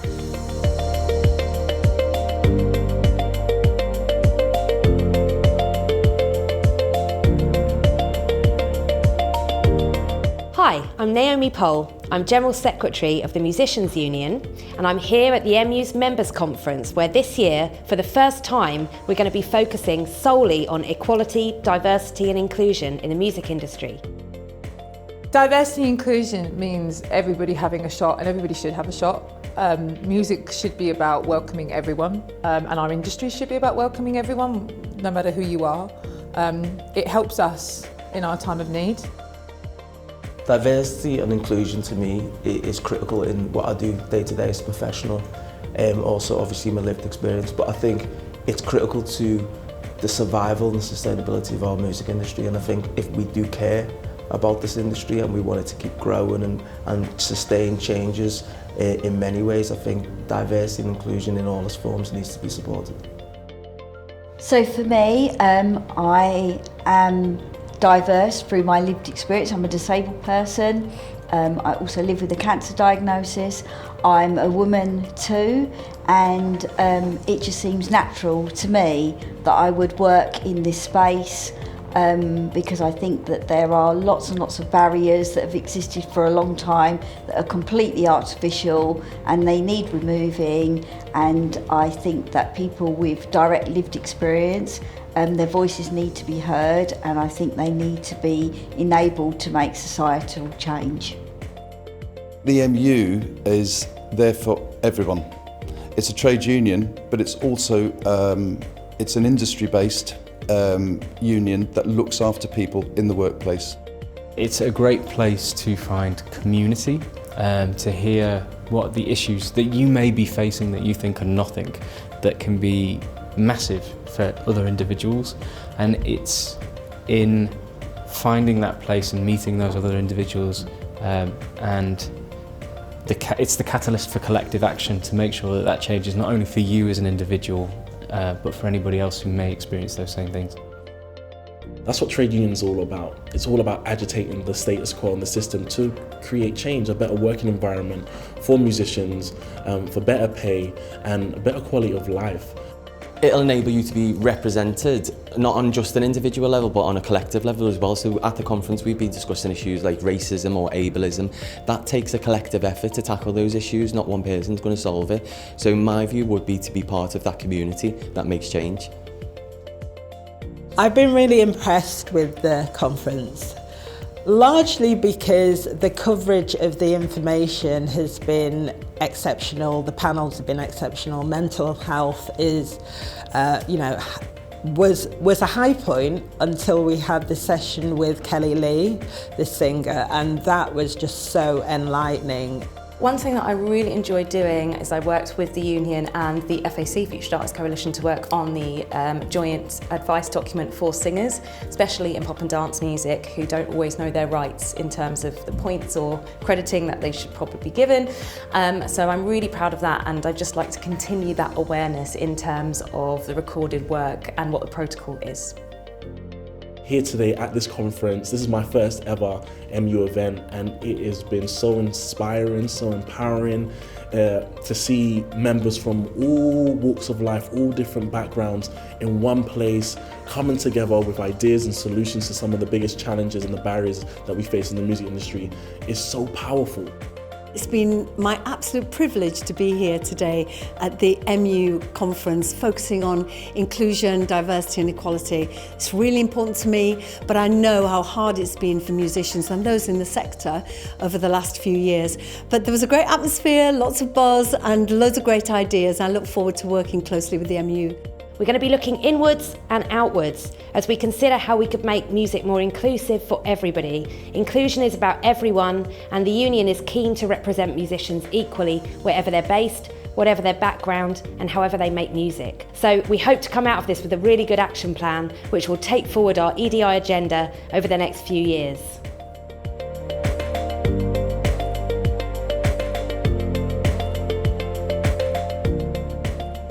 Morning everyone. Thank you. Thank you for joining us for day 2. Thanks for coming back. So yesterday we had a packed day, a really busy conference so far. We discussed mental health, ageism, LGBT inclusion, neuro-inclusive workplaces, universal basic income and parent and caring. And today we've got another packed conference where we'll be discussing anti-racism, gender equality, accessibility, social mobility and menopause. Now, I know all these sessions are separate, but these issues are interconnected. These are issues that you, our members, have brought to us and raised as barriers to opportunity, barriers to progression, or barriers to even starting a career in the music industry. The trade union movement grew from a belief that when united, the minority can have the voice of the majority. Placing responsibility for EDI on one individual or one group won't work. As Alex and Naomi were saying yesterday, this is a community effort. Women must bring together members, officials, industry leaders and colleagues from across the music industry and the wider trade union movement to work on these issues and collectively make change. And that's what this conference is designed to do. There's lots of talk in the music industry about being more diverse, and we do need to be more diverse, but we can't sit back in the hope that diversity will bring inclusion and equality. because diversity alone won't guarantee either. We can't just focus on diversity. We also need to look at what happens next. Are we creating diverse workplaces where the structures that enable racism, sexism, classism, or ableism still exist? Because if we're doing that, then we're failing our job. Or are we challenging the structures that enable those behaviours to go unchecked? And that's where the real work happens. If our goal is to diversify the music industry and make it truly reflective of society, then we must tackle the systems that produce inequality. That means a 360 approach to diversity and inclusion. We can't just focus on who's represented on stage or in the pit, in classrooms and recording studios. We must also focus on who's making those decisions, what framework they're making those decisions in, who's setting the agenda, and what policy and practices exist that inhibit inclusion. The MU's on that journey, and with our members and our partners that are here today, we're focusing on making the MU as diverse and inclusive as we possibly can, and we hope to bring the music industry along with us on that journey. The MU's response to our EDI issues is shaped entirely by our members and by our members' lived experiences. So we've got a fantastic EDI committee and fantastic member networks that give their time and share their experiences with us and really help us shape that work. And we've created those vital spaces for our members to have their voices heard. And these spaces have guided the MU's work, held us accountable, and instigated change within the MU and across the industry. We've worked closely with our member networks and the EDI committee to devise the Equality Action Plan that will guide the MU's work over the next 4 years. And that plan covers all areas of the MU and the music industry, from recruitment and retention to training and education, with the ultimate aim of creating safe, accessible and inclusive workplaces for our members. It's an ambitious plan, and look, I'll be honest with you, sometimes I look at that plan and shit myself and think, how are we going to do all this? But it should be ambitious with the MU, and it's led by our members, and this is what our members want us to do. Thankfully, I've got the full support of the EDI committee, our member networks, the EC, and my wonderful colleagues as well, so thank you. I really do think that we can make that happen. We've already had some success. So our member networks have now got over 500 members in each of them, and our women's network is populated by over 1,000 members. We've got almost 40% of our members' diversity monitoring data, so we're beginning to understand what our membership looks like and where we've got gaps in diversity and understand who we don't yet represent. We've trained 30 mental health first aiders so far with the help of music support, and we're really focusing on capturing the freelance community, so wherever our members work, they can always be signposted to support. Over the last 12 months, we've had 5 events targeted at our underrepresented membership and 3 events to build EDI knowledge and awareness for the broader membership. We've also worked with employers and engagers to create opportunities for our underrepresented members, help them build links with the wider industry and with diverse communities, and help them implement best practice. But look, I'm going to be real. I'm not going to stand up here and say that the MU is perfect, because we're not. We're far from it. We've got so much work to do. And again, that's what this conference is about, is what comes next. This next year, we'll be focusing our efforts on engaging much more with our member networks in a much more structured way. And these networks, as I said, are vital spaces for our members and play a massive part for making the MU more inclusive, more diverse and more accessible. And they make us more effective in tackling issues because we're speaking directly to members about the issues that matter to them. We'll also be focusing on our committees, making them diverse as possible, not just diverse, but inclusive. So committees are safe spaces where you can have your issues heard and you understand that you'll be appreciated and listened to, and we work collectively to work on those issues. We'll also be focusing on recruiting and retaining more diverse members, working closely with Vasim, our head of membership, and his team. We'll also, as Naomi said yesterday, be looking at tackling issues of discrimination, harassment and diversity at a collective bargaining level. And there'll be a key piece of research coming out next year in January that'll help us understand what the music industry looks like now, where the barriers are and who's working where. There'll also be a focus internally on the staff at the MU, so making the staff more diverse so all our members can see themselves represented in our union officials and organisers. Thank you, Brian. Our work over the last few years has grown massively, and that's down to our membership supporting this work, sharing their experiences and investing the time and energy in driving this work forward, not only in the workplaces but in wider society. We're still yet to see the change we desire, but in the words of someone who we respect massively, Paulette Long, we're seeing movement, and we're seeing movement in the right direction. Representing musicians from every section of society, whoever they are and wherever they work, lies at the heart of what the MU does. And together, I think that we can make real change. And together, I think that we can make the music industry a truly inclusive and diverse place where everyone can belong. So thank you again for joining us, and thank you again for being generous with your time and sharing your experiences with us. I also want to thank Rose, who's worked with me over the last 3 years, who's just moved over to the education department. Half the work I do, I wouldn't be able to do without Rose. She's been such a massive support to me and is amazing on all EDI issues.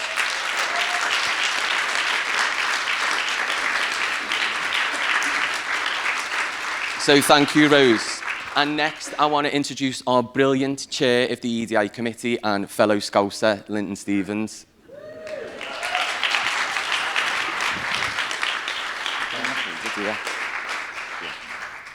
Thanks, John. I know what you're thinking.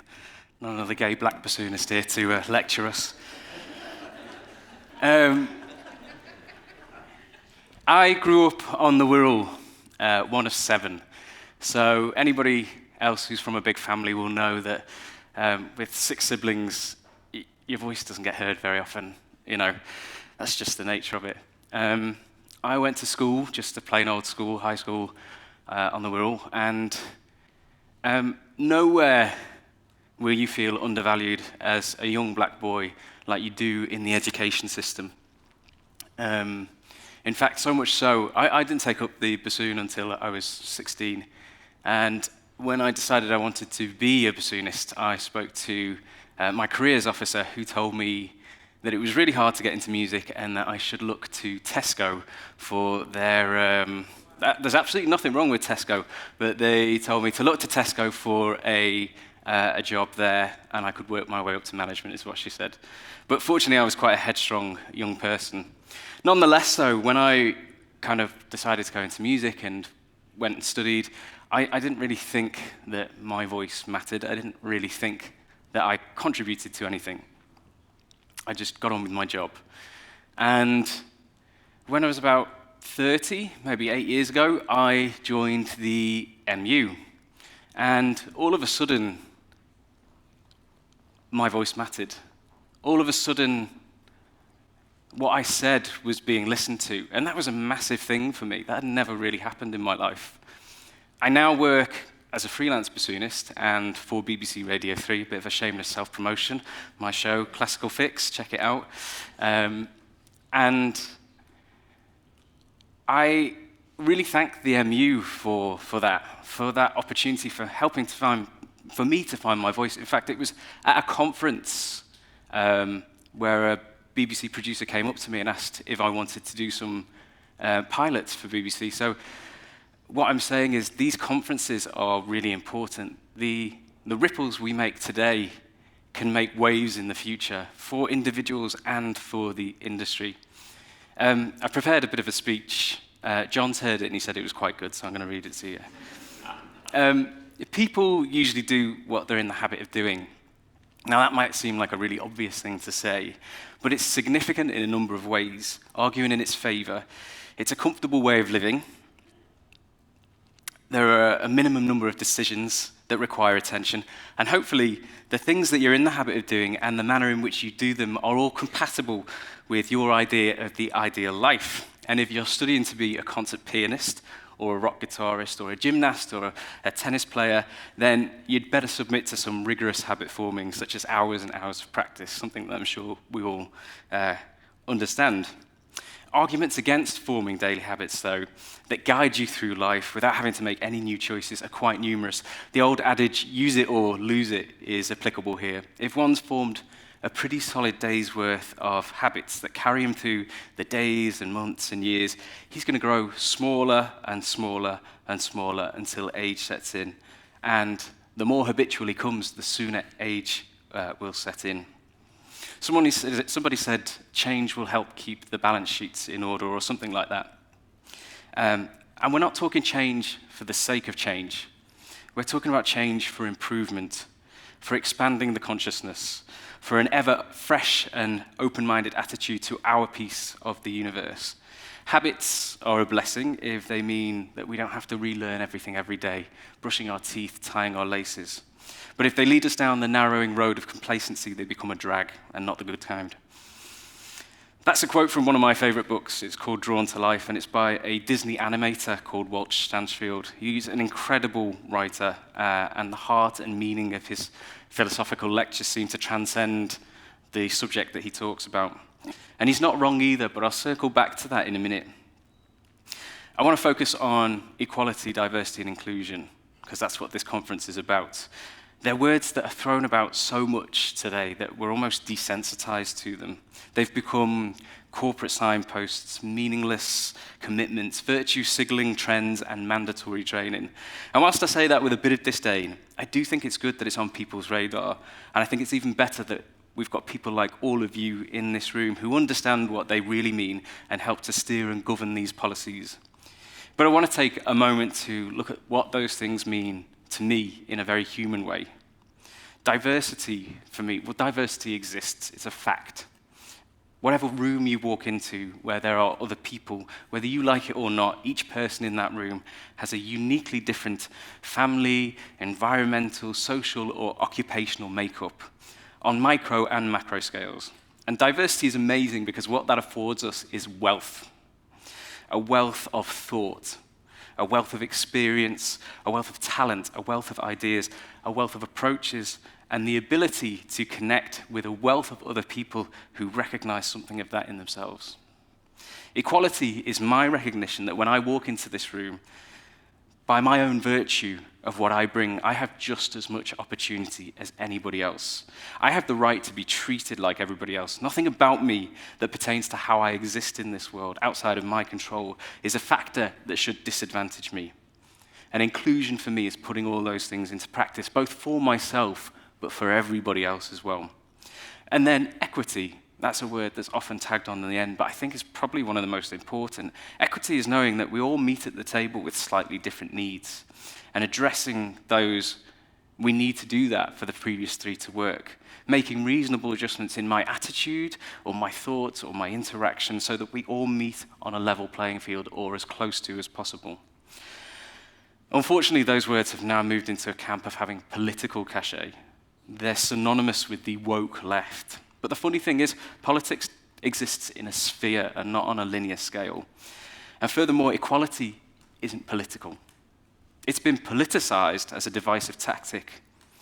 But if you speak to most people, and I mean really converse to listen and not to respond, you'll hear that they're generally in favor of equality, diversity, and inclusion in practice. Most people hate racism, most people hate sexism, most people hate discrimination, and unfair treatment in the workplace.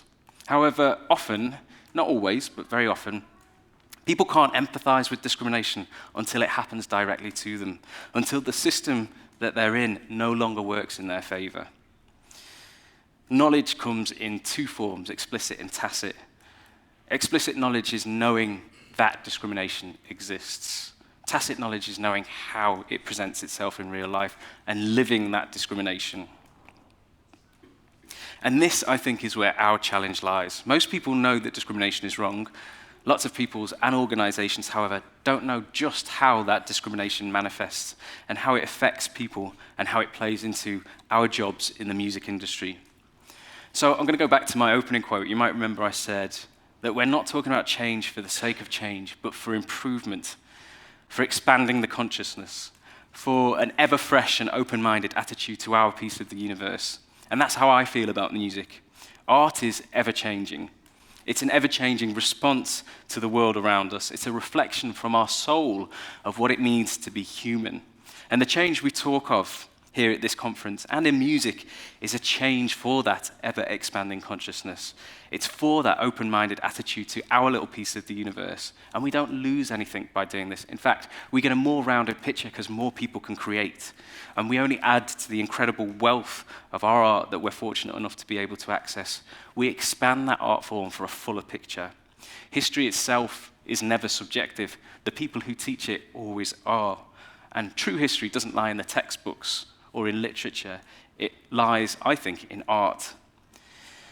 And when I think about our industry and I reflect on why I got involved in the MU, and I think about what success is for me, it's a word that I've always really struggled with. What is success? Of course, I want to make my mark on the classical music industry.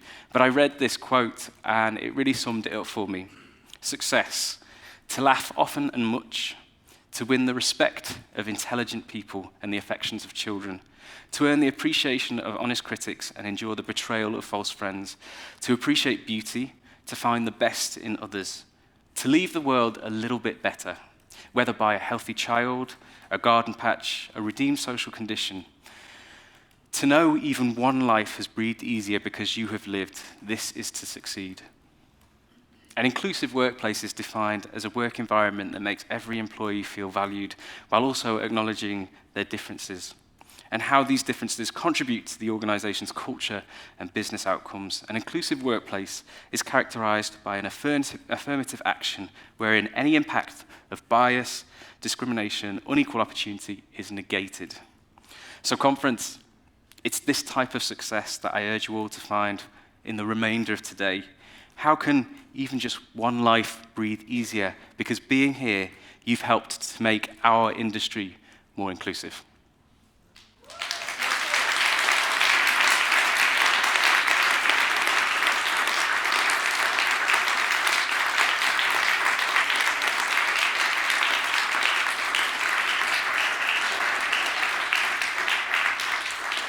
I now have the pleasure of inviting our keynote speaker up. She's an amazing person. I spent the evening with her last night. She's very funny. She's got 3 top 10 singles, 2 number ones, and she's a Grammy-nominated vocalist. Can we put our hands together, please, for Kelly Lee? Thank you. Fantastic, lovely. Good morning, everyone. How are we doing this morning? Good, good. Thank you so much to John and the Musicians Union for inviting me up here to be your keynote speaker today. So I am Kelly Lee. I'll start off with who I am. Maybe have a little seat for a minute. I am Kelly Lee. I'm a singer-songwriter and artist, label owner from South London, born and bred. And I want to talk to you this morning about my journey. It's a journey of perseverance, self-belief, and standing up for what you believe in. I will fast forward from the young years, because we can all assume, for those that are passionate about music and being in the room today, that basically your instrument is, it's not a choice for you, it's something that it's in your heart. And for me, that's what my voice was. It was the thing I was best at, because Lord knows I was not good at maths. So singing was it for me. So if I fast forward to when my first opportunities came, I left school into the big wide world, and I met a producer and started recording and writing and putting music out there. It was there that I started doing open mic nights and performing. I was then seen by a function band leader who gave me my first bits of function band work. I don't know if anyone's done that in this room, but it's definitely, yeah, it's a baptism of fire, but it's necessary. I remember my first gig doing this certain function band. I nearly died on the motorway because a coach cut me off. And I remember arriving quite frazzled, and the band leader said, "Oh no, I'm glad you're not dead. Please could you sing Aretha Franklin's Respect?" And that was my first day in the function band scene. And yeah, Respect went down okay, and over the next couple of years, I spent my days singing at corporate events and weddings between Aretha and Kylie and Beyonce and Britney. And actually, I really love those days. And now if I just fast forward to being an artist, sometimes I feel like there's a lack of respect to the journey that we as musicians go through, especially when you come from a working class background. A lot of the times we are just wanting to pay our bills, but be in the dream of, you know, what we love to do, whilst, you know, excelling and going forwards. And I really love those days of being an early function band singer, because it's where I cut my teeth. You know, I started learning what it was like to get on the gig scene, and yeah, and vocally, in terms of my instrument, I had to have a lot of stamina and train my ear with being a BV and then being a lead and all that kind of stuff. Moving on from there, I started getting some session work. My first bit of session work was singing for a songwriter who had written a load of demos and needed me to sing those for him to pitch. And so on, he passed me on to some other producers, and before I knew it, I became a session singer for Replay Heaven. Replay Heaven is an organization which specializes in sample clearance. If you, as a producer, decide to sample a record and you can get the publishing clearance, but you cannot get the mechanical clearance, then you will need a singer to come in or a musician to replay that. So I ended up spending my days recording different records, being a bit of Whitney or a bit of Tina or a bit of Tony Braxton. My physiology suits that sound, so I was his go-to singer for some of those vocals. I'll come back to that. One of my dreams at the time was to be a backing singer for artists. I had no idea how to get in, and as we know in this industry, a lot of things are opportunity and word of mouth and meeting the right people. And often you don't know how to get into those rooms. I sang for quite a few years, doing in between the session scene and the function scene and doing bits and pieces here and there. And then one day I got a call because an artist was going on tour for her second album, and she wanted some BVs to join the group, but some new people on the scene. So I got put forward, and lo and behold, that person ended up being Adele. I ended up singing for Adele's 21 tour, so I did the Grammys, the Brits, the Oscars, and the Royal Albert Hall, which was an incredible experience. It was my first ever tour, my first time in America, and seeing a list of dates in my diary, just being like, wow, what do I do this? This is very exciting. But also, it started me on a journey of understanding more of the business side of the music industry, how labels work, how management works, and also some of the lack of representation for singers in the music industry. Lots of band members were looked after, but the singers were very much left off to the side to just sort of work out what their harmonies and their blend would be, etc., etc. And I remember a very painful day with one of her ex-MDs when we were doing Set Fire to the Rain, which only had an 8-bar ooh section, which he made us rehearse continuously for about 2 hours. And that was awful because he felt our blend was not right. But we had no idea as being new BVs on the scene. And that was quite interesting for me to realise, actually, where is the representation here for singers or someone to look up to or a vocal MD? Some of those are now starting to happen now. If I quickly sidestep, there's an organisation called the Vocal Code who now look out for vocals and vocalists in session work and look at the blend. So if anyone's interested in that, that's a sidestep there. And so I continued. I was on the Adele tour. Then swiftly onto that, I was on Leona Lewis's tour, Glass Heart tour. Art on Ice sang on her Christmas album, a former classmate of mine from school. And then on from there, I ended up singing for Jessie J's A Live tour, doing an arena tour. So I was very much in BV world. However, I was always an artist and songwriter myself. But coming back to being a working class girl, I wasn't able to prioritize my songwriting and myself as an artist because I was very worried about when the next check was coming or my next invoice was going in to pay my rent. And some of that was also some of my own fears, because when you grow up in certain ways of working class, you do have a certain fear about where money's going to come from next. So I definitely grew up with that in my mindset.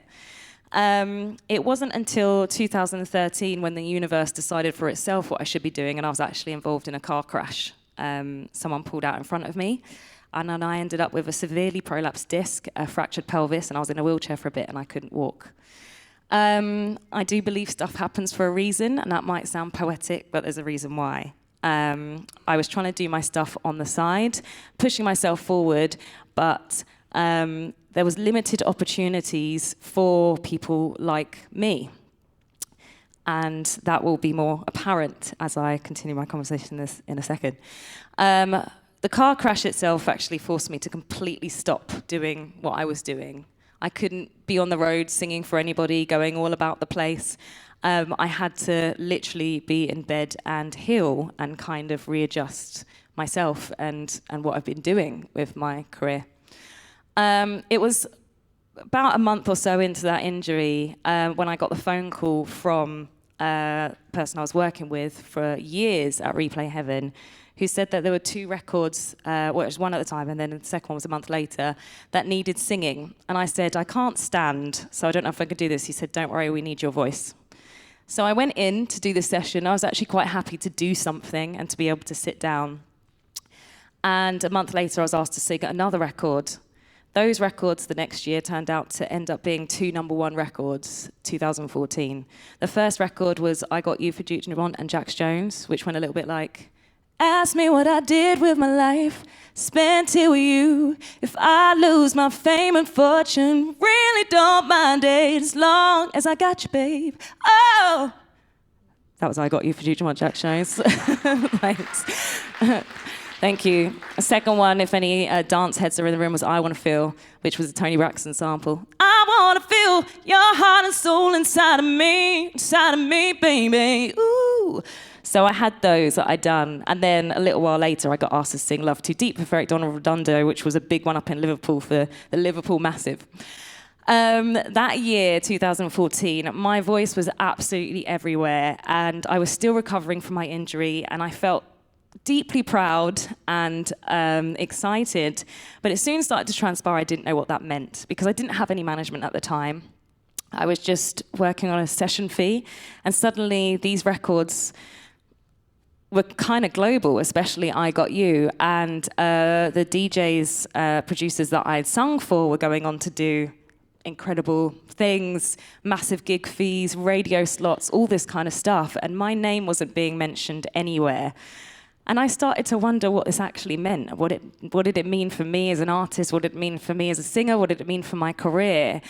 And I spent a lot of that time nervous and fearful, because you don't want to rock the boat. And this is something which becomes very noticed. Linton's amazing speech just there. I started to find myself in the world of pop and dance music, which is very heavily dominated by straight white men. And we're very utilized, women, and particularly women of color, which is a term I personally hate, if I just throw that out there, but as we're using descriptive terms, that seems to be the one right now. Were utilized for their voices to throw back to the Whitneys and the Arethas and all that kind of stuff. But none of us were receiving the credit for the work that we'd done. And mainly, just having your name somewhere, it's the opportunity to open more doors.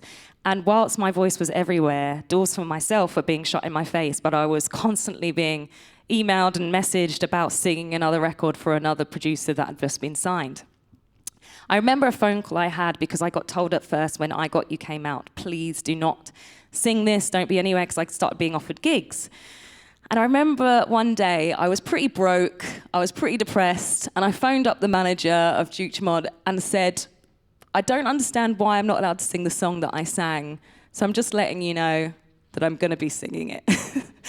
And he appreciated my directness. One thing about me is I'm very direct and very honest. Don't know if that's always won me friends, but I prefer face value, and I just like to know what I'm getting, and you know.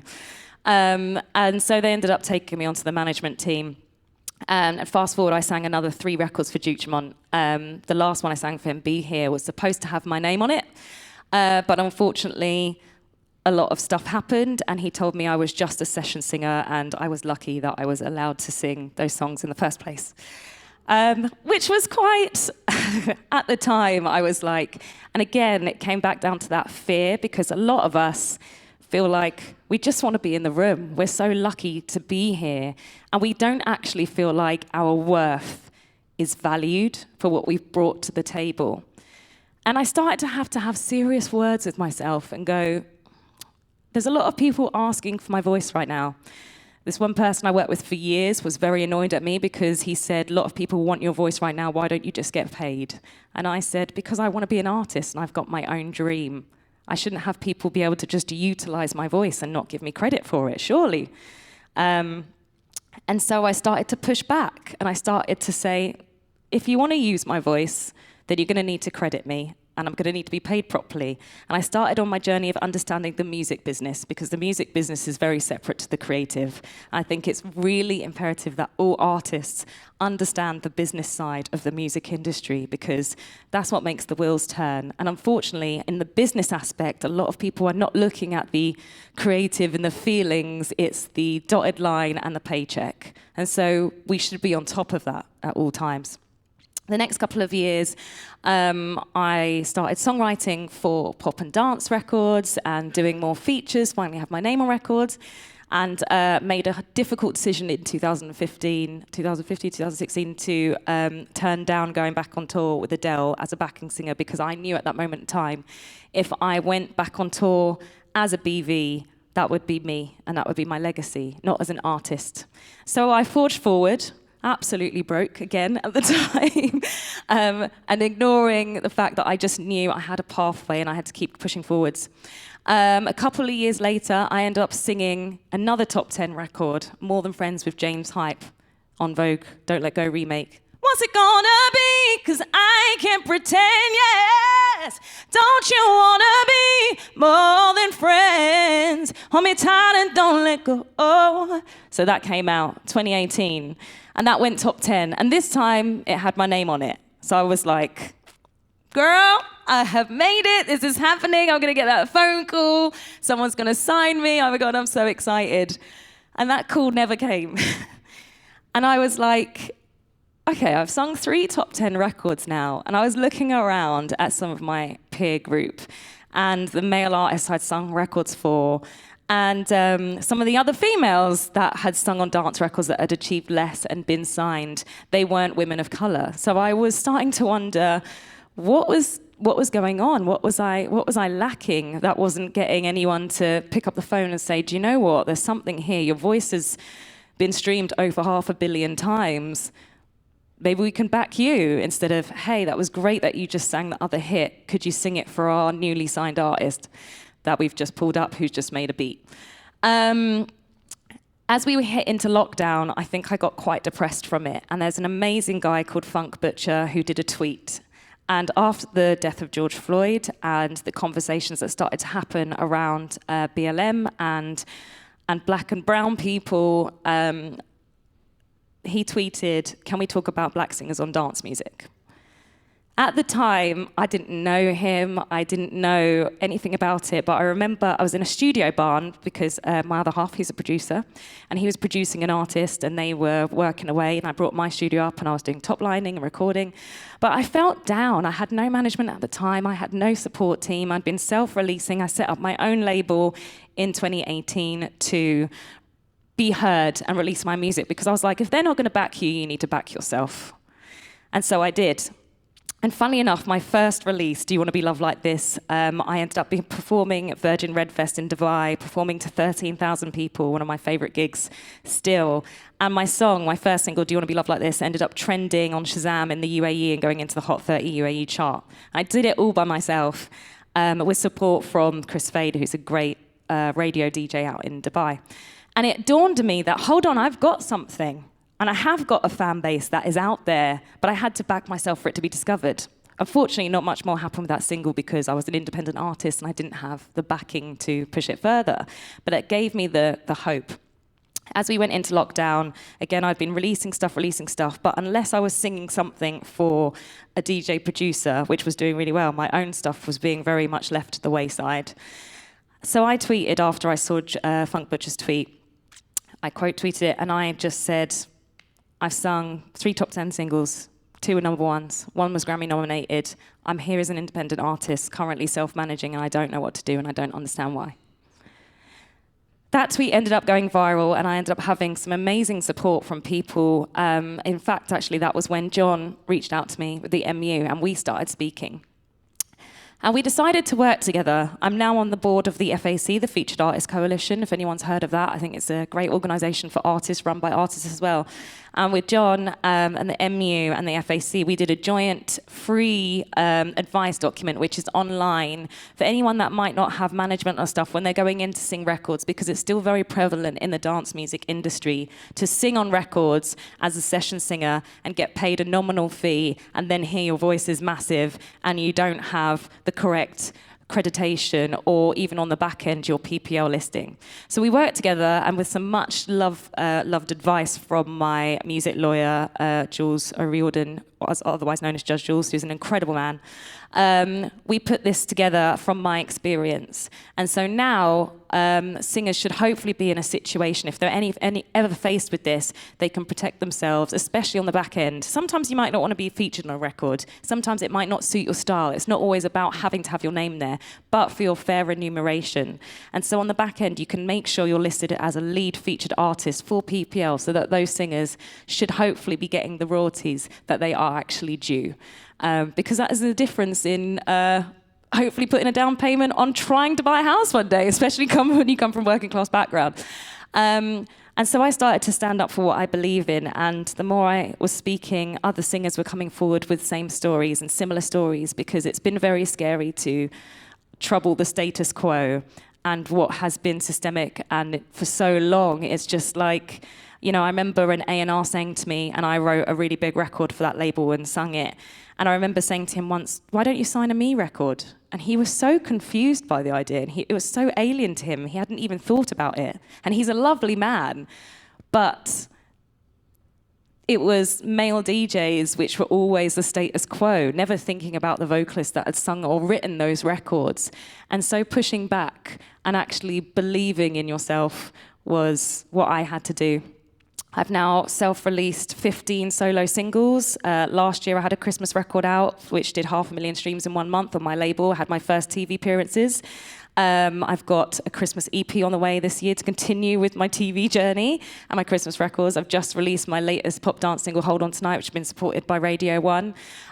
So if there's any message I have for you guys in the room today, is that we aren't faced with an equal platform, and hopefully that will change. But resilient self-belief and standing up for what you believe in is what I can suggest, and unions like the Musicians Union are there to support that. If you feel like something's wrong, don't suffer in silence in the dark, because you're probably right, because your gut instinct is always right about these things. And the more of us that speak up and stand together is how we can change the industry. Hope that is good.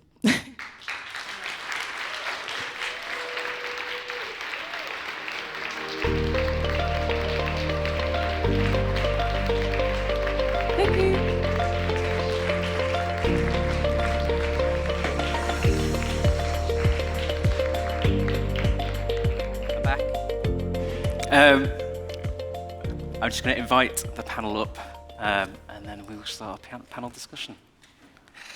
So joining me today for our discussion on creating an inclusive music industry, is an incredible group of people. So if we start from my left and then go down the line, and Suzanne will join us in just a second. I'm Talwar. I'm director of Punch.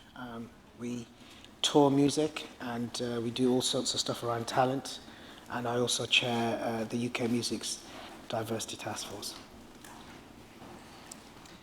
Yeah, hi everyone, I'm Nadia Khan. I'm the founder of Women in Control, and I've been working in the music industry for over 20 years. My background is mainly in music management. I run my own music management and consultancy firm. I've been on the board of AIM since 2017, and I got elected as chair in 2021, so I'm currently the chair of AIM, which is the Association of Independent Music. Hi, my name is Mica Sefia. I'm here as a representative of Black Lives in Music. I also work at Leeds Conservatoire as the Equality, Diversity, Inclusion Project Coordinator. Hi, my name is Yaw Owusu. I'm a creative consultant, so I work across the music industry in many different ways, but specifically here, I'm the senior manager of Power Up, which is an initiative managed by PRS Foundation, which aims to tackle anti-black racism in the UK music industry. Hello, my name is Suzanne Bull, and 22 years ago I founded a charitable organisation called Attitude is Everything, and what we do is we connect disabled people with the music and live event industries to improve access together. I'm also an exec board member of Creative United. Thanks.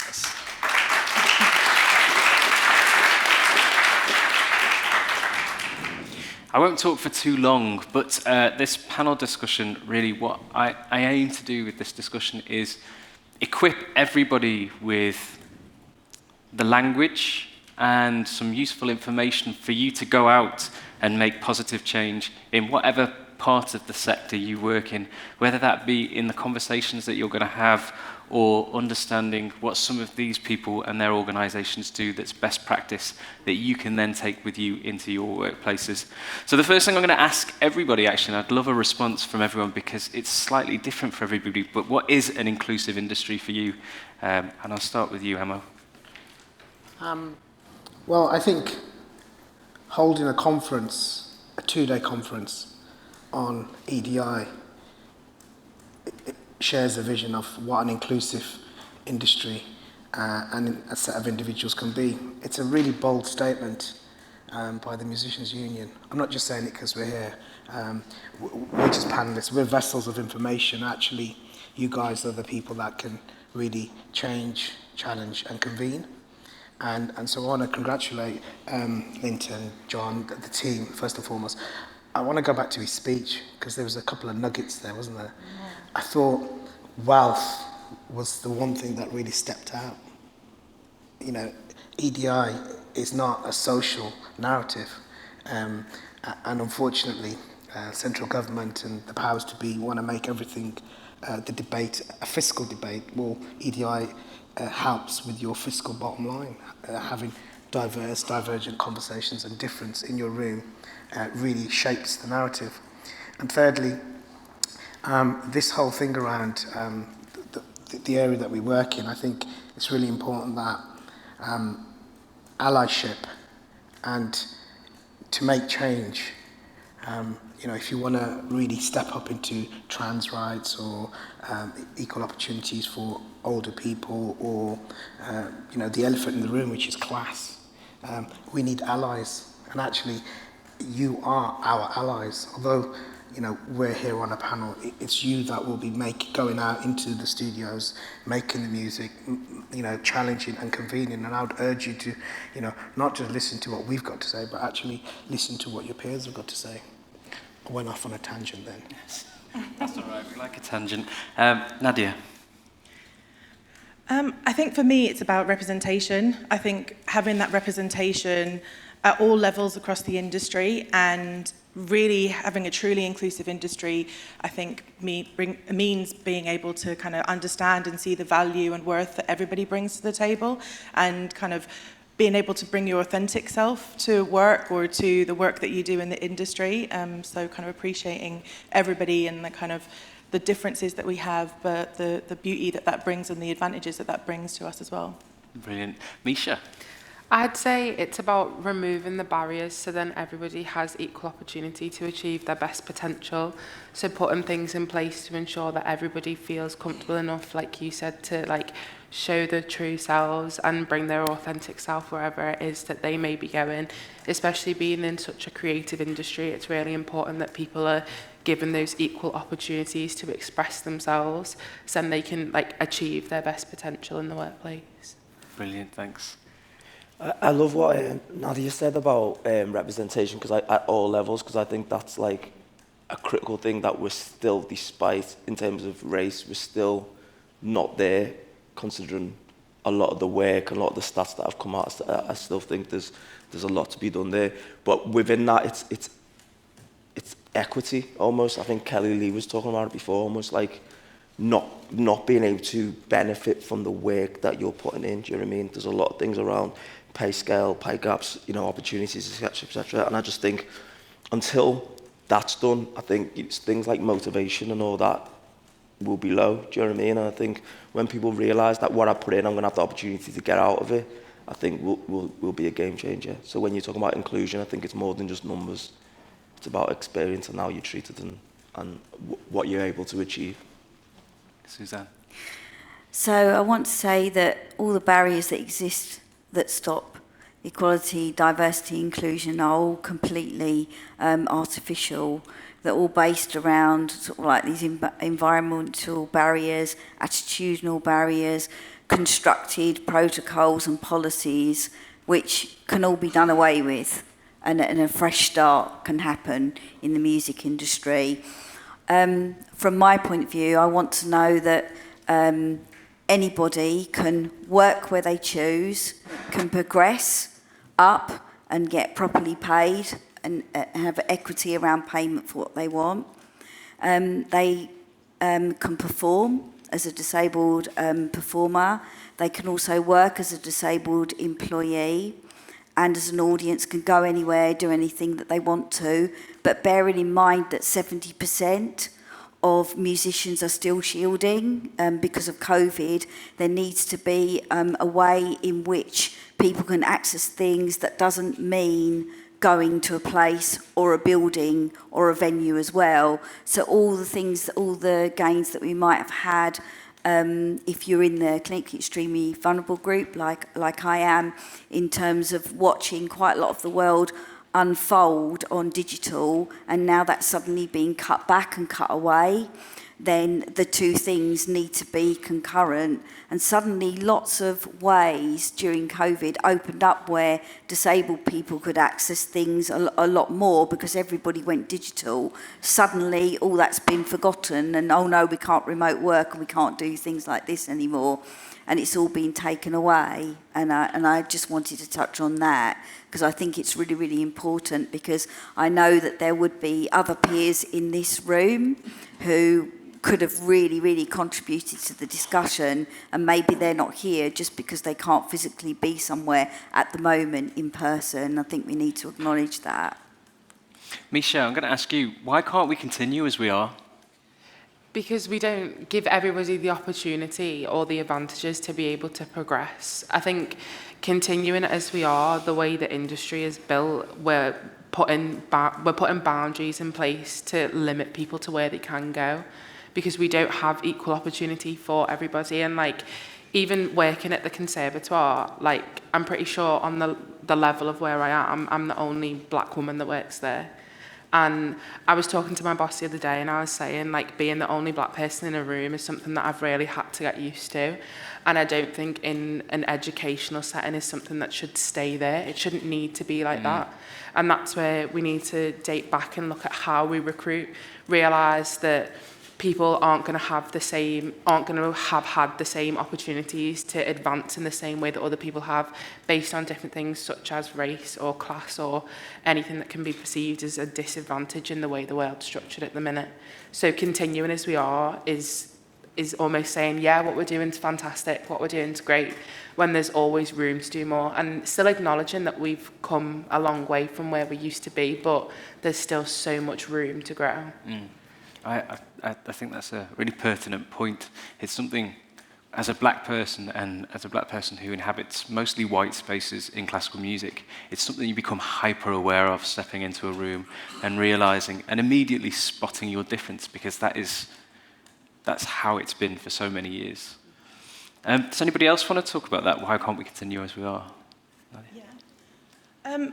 Because change is happening way too slow. Nothing is really changing. You know, particularly in 2020, I feel like we had the ear of the industry, and everyone was finally kind of interested in talking about diversity, equity, and inclusion, and having those conversations. And it's only at that point, which is what we're still only 2 years away, and a lot of the work that I do, for example, is getting more women into leadership positions, so looking at that representation of women at senior level across the industry, because I feel that if we can kind of get more women in the room having those conversations, that will trickle down into kind of better policies, better representation for any members and member organizations as well. But a lot of the work that I do with boards, for example, there's maybe only 1, 2, 3, up to 4 seats available a year. And as Suzanne said, we're trying to break systems that have been existing for tens, 50, over 100 years. So we really do need to kind of wipe the slate clean and kind of start from scratch. I mean, even obviously Naomi Poll, you know, being the first woman to lead the MU, in its 128-year history as well, shows that progress is happening. But, you know, with the work that all of us are doing, we're seeing that change really, really slow. So I think it's about collaboration and just saying we need to change faster. We need to actually see results now. There's so much data out there. We have a lot more acknowledgement and acceptance of the issues in the industry, and it's just now about finding solutions and working towards making a better, more inclusive industry. And And there are solutions, because often what happens is people refer to, we have a problem with our articles, or the law doesn't allow us to do this, and our company will change your articles. It's really simple. There are really simple solutions to make our society more fairer. And people, I think we're going to move into the realm of taking a legal perspective and saying, forcing organisations, trade bodies and unions to say, well, bloody change your articles. It's really simple. Co-opt people. And that's where you'll see real change. And then actually opt for shorter turnarounds, so you don't see the same face for the next 10 to 15 years. Technology is changing at a rapid pace. So should boards, society, and the things that we care about. But also, the thing that is interesting about change is, I suppose, especially what we're talking about, there's no downside to that diversity and inclusion. It's not going to negatively impact output. If anything, there's probably a stronger economic case for diversity than there is to not have an inclusive music industry. Do you know what I mean? It's like companies will be able to serve whoever their end users are better. Do you know what I mean? Every organisation will be able to, because it's the different thoughts. Do you know what I mean? As we become more and more of a diverse society in every broad way of thinking, we're going to have to, or organisations, unions, whatever, we're going to have to provide for a diverse clientele. So just having people to be able to come and go, well, have you thought about this, have you thought about that, just makes the end offer, service, product better. Do you know what I mean? And I think the music industry cannot be last when it comes to this, because it's made up of people who challenge and people who are creative and think differently and approach things differently. So how can the music industry, in terms of a structure, be late? Do you know what I mean? And we should all take pride, and we should all take a bit of responsibility in trying to make sure our industry is the innovator of this, or the leader in this field. It reminds me of something John says quite a lot, which is, he talks about joined up thinking. So if we're doing something well, about sharing that, because keeping it to ourselves is no advantage to anybody. But you talked about something then, I want to pick up on that. Why has the music industry been so slow in so many ways? Sorry, I think what Nadia was saying before, and I think Amo touched on it, if you've got a certain type of person or certain type of thinker, let's not talk about person, because I think that's sometimes limited, certain types of mindsets and approaches that have stayed the same for hundreds of years, obviously there's always going to be fear about any form of change. Do you know what I mean? And I think it's just breaking that up. There's a lot of fear, there's a lot of skepticism, there's a lot of... I can understand as a black person why, if you have on the back, you have Black Lives Matter, a lot of organisations are saying we need to change it. If you've been guaranteed in a guaranteed place every time, and all of a sudden your company's talking about diversity, I understand there might be fear, especially if socially you're not interacting with people from different groups, right? But it doesn't negate the need for change. And I just think it's about how we work that out. And that's, again, you mentioned John's idea of people working together. It's about communication, isn't it? It's about, this doesn't mean it's the end of... If people do their jobs well, there'll always be a place for those people. It's when those people are neglectful of, again, clientele, end users, etc., and there's failings, that you might have to be pushed aside. There may be better people there. And, a lot of those better people may be...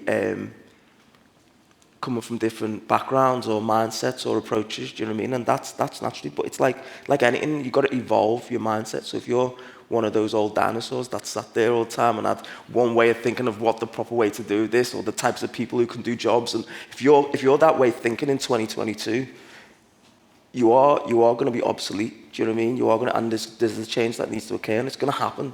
So Yaw manages a program called Power Up, and I think it's about one word. It's about power.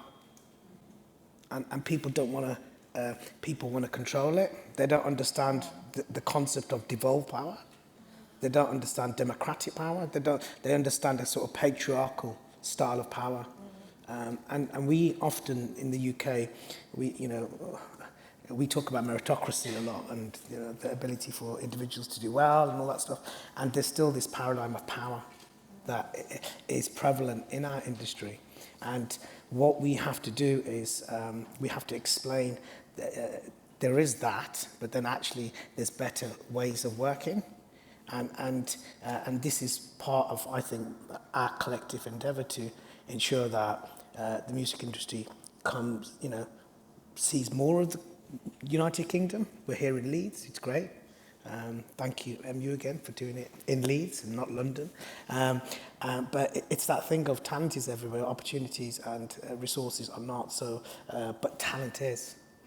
And we mustn't forget, we live in one of the reasons why the United Kingdom is such a great importer and exporter of music is because of our diversity. It's the influx of migration that's created all these new genres and, top stage on Glastonbury or Wireless or whatever. It's that melting pot of food and diversity that's created those sounds. The sonic hasn't come from a sort of Eurocentric Roman historical culture. It's come from that mix-up and mash-up. So it should be, coming back to what you said, it's wealth, isn't it? So I wanted to say something about diverse leaders, because there aren't enough of them. So the gatekeepers are all the same. So they're really controlling the output and the creative output, whether you like it or not, that's what they're doing. But if you're an artist, and a lot of disabled people just become entrepreneurs and do their own thing, because literally so many doors to the music industry can be closed to them.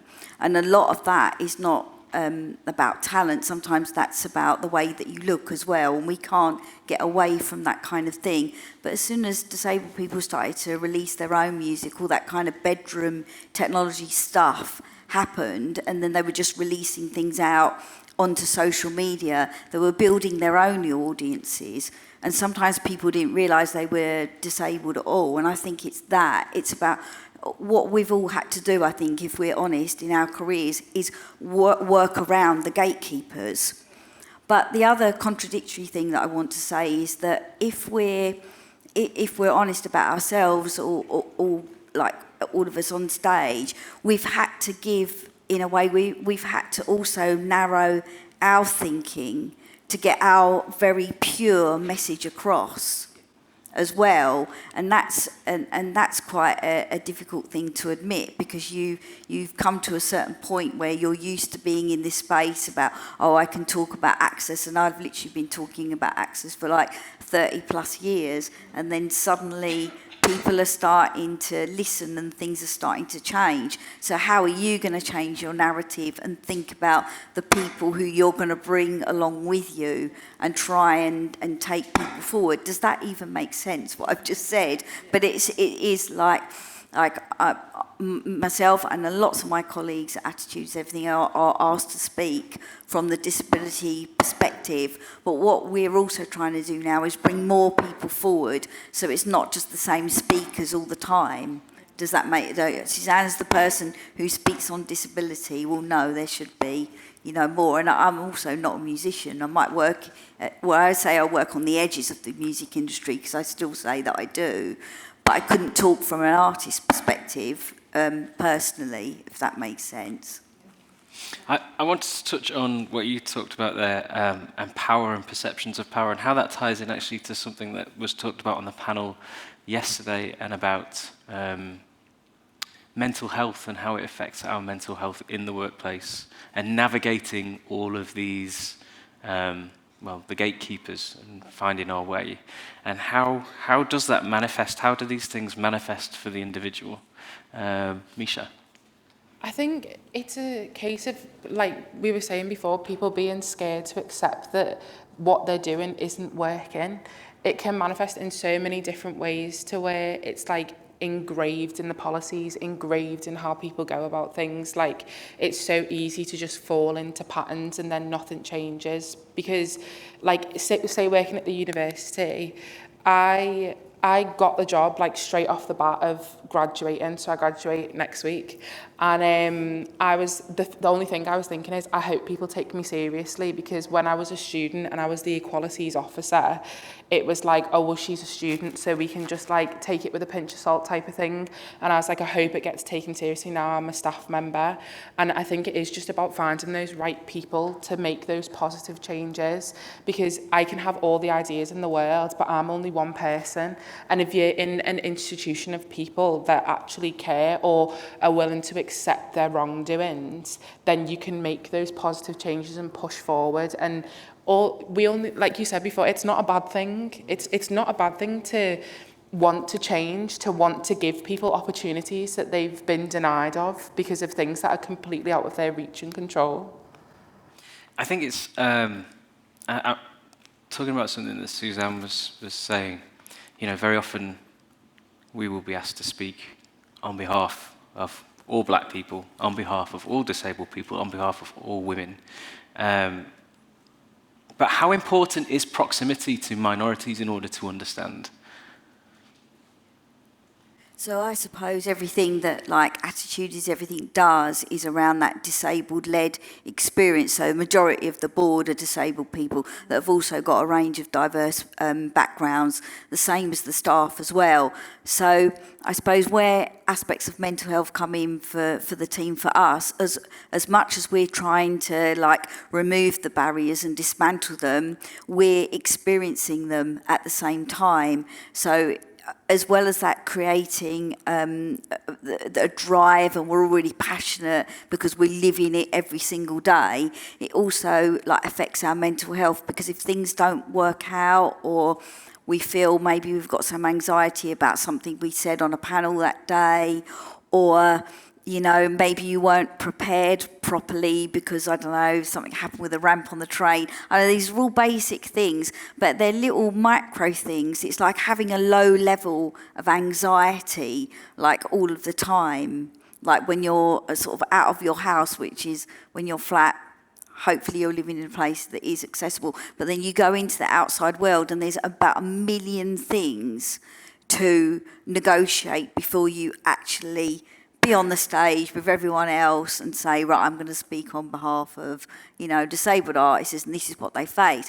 And the reason why sort of like barriers that need to be removed is because what you want is the person, especially let's talk musicians here because it's Musicians Union, you know, you want the person to perform at their best.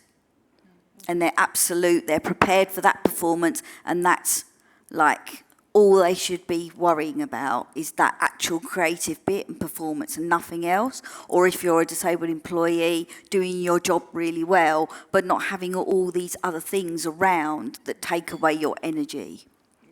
I hope that makes sense. I'll say a lot, like, professionalism first. I think we should expect, even if you're not proximate to a certain group, if you're doing your job professionally, and the reason why I say this, when in the Power Up applications, we probably had over 1,000 over the first 2 years. A lot of people talk, a lot of the applicants, obviously black applicants, talk about their experience in venues and within the industry, broader in the industry, whether they're artists or they're industry professionals, and they talk a lot about experiences which they put down to just because they're black. And I look at first thing and go, it's because the people you're working with are unprofessional. So a venue manager shouldn't speak to anybody the way they've spoken to you. Added on to, you know, the microaggressions that we can pinpoint to being black or whatever, but I'm saying, like, we should expect that first and foremost. Now, the proximity thing, I know some places in the UK, you might be working in a venue in, I'm not going to pick a city because someone will get offended, but you might, or a town, but you might, and you not see black people. So if a black artist ends up touring there, or a person comes to the venue, there may be a lack of understanding. Do you know what I mean? But if you're professional in the way you treat that, I'll treat that person the way I'll treat anybody. I won't, you know, I'll challenge my own prejudices or, you know, what I might have seen on TV or what I might have heard or whatever. Then we're in a good place to begin with. So it goes back to what I was saying before. If everybody takes their profession the way artists take their craft and go, look, I'm going to try to be the best at it and I'm going to challenge myself, we're already in a decent place, because we can't always guarantee proximity to every minority. Do you know what I mean? Like, and I wish we could. I wish we were that diverse, but in some places we're just not. Like, we spoke to at Power Up, we spoke to the Venues Trust, and they were saying, like, they do have challenges, the idea of, you know, a certain amount of black performers performing or promoters or whatever, because they said in some places they just the population isn't there. Even the audience for that form of music or black audiences aren't there. So proximity is something that we hope for, but we can't guarantee. And then even you said it before, sometimes like I can go into a room and I don't represent every black person. There's a big difference between you know. So sometimes even that, like I could give someone a bad view of black people.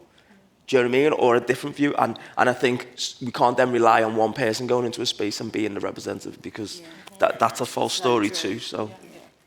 So a big responsibility falls on us to understand that despite the fact that we might be speaking to people from certain minorities, that doesn't represent the thought process for everybody in that minority. That can only represent one individual's lived experience. Absolutely. I'm South Asian, and Priti Patel doesn't represent me. Fairly sure she doesn't represent anybody in this room. But Nadia, how do some of these disadvantages manifest in the real world?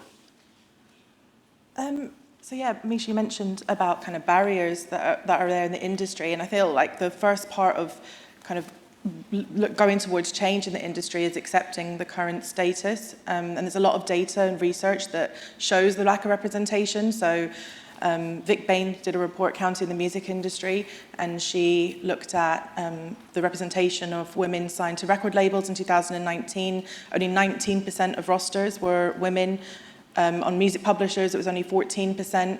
A global management study found that only 27% of rosters are women. And Women in Control conducted a study looking at how women and non-binary artists are played on the radio. And we looked at the top 100 radio airplay chart over a number of years, and it goes on to kind of what Kelly Lee was talking about as well. The findings really correlated with a lot of her lived experiences, that in the top 100, male artists featured on 81% of all records. And the BBC have tracked some data as well as the official charts companies. Looking at the last decade, the number of female solo acts has been declining, and that's because female vocals are being used on male producer-led records or DJ-led records, definitely in pop and dance areas. And also kind of this feeds into kind of lack of opportunity, lower income, less exposure for women. If we look at PRS's membership, there's 160,000 members. Only 18% of those are female, according to their data. And that was only 13% a number of years ago. But again, from data that PRS released, the top 10 female songwriters earned 70% less than the top 10 male songwriters. And that, again, directly impacts opportunities to get more women into leadership. So if you're trying to get more women onto the PRS board, for example, there's a financial eligibility criteria you have to hit. And you only have to hit that, once you hit that threshold, only then you're eligible to go to the board. So I think we have a lot of data that shows the kind of industry, the situation. So I think, yeah, you really touched on why we're not making enough change. And I think there's a real fear of change in the industry. So when you look at that report that I did, for example, at radio, when we published the report, I call out to radio and I say, let's have conversations. But there's a fear of saying, oh, you know, is it all our fault? And it's not about trying to play a blame game at this stage. I think it's actually just about having conversations and understanding what are the barriers, where are the issues, kind of wiping the slate clean. And I think we all have a responsibility in our work. We all make decisions every day. We all have some kind of power. As a manager, for example, if I manage male artists or female artists or non-binary artists, I have a power when I negotiate deals or when I speak to agents to say, hold on, well, why are you paying this artist less? Make sure that you're paying the women or non-binary artists the same or up their fees. So I think we all have that small responsibility that we can do. And I think one of the most kind of the thing that's created the most change in the industry has been collaboration. I think, Suzanne, you touched on it as well. You know, we're all working in these different areas, everyone up here, but It is about intersectionality, and it's also about kind of collaboration. So the most change and the fastest change that I've seen happen in the industry has come when we've worked together, when we've shared information, when we've shared opportunities.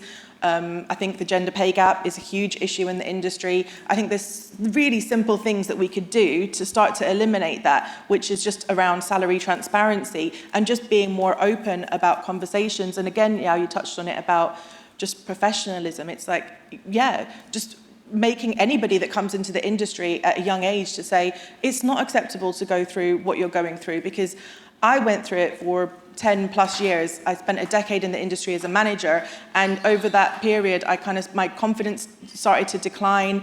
I felt like an invisible woman when I walked into rooms as a manager, when I got ignored as a manager. I've been thrown off festival stages, I've been laughed at by bouncers. All these experiences go back to unconscious bias or microaggressions, but that fed into my experience of being in the industry, and I just kept quiet about it. I didn't speak about it to anybody.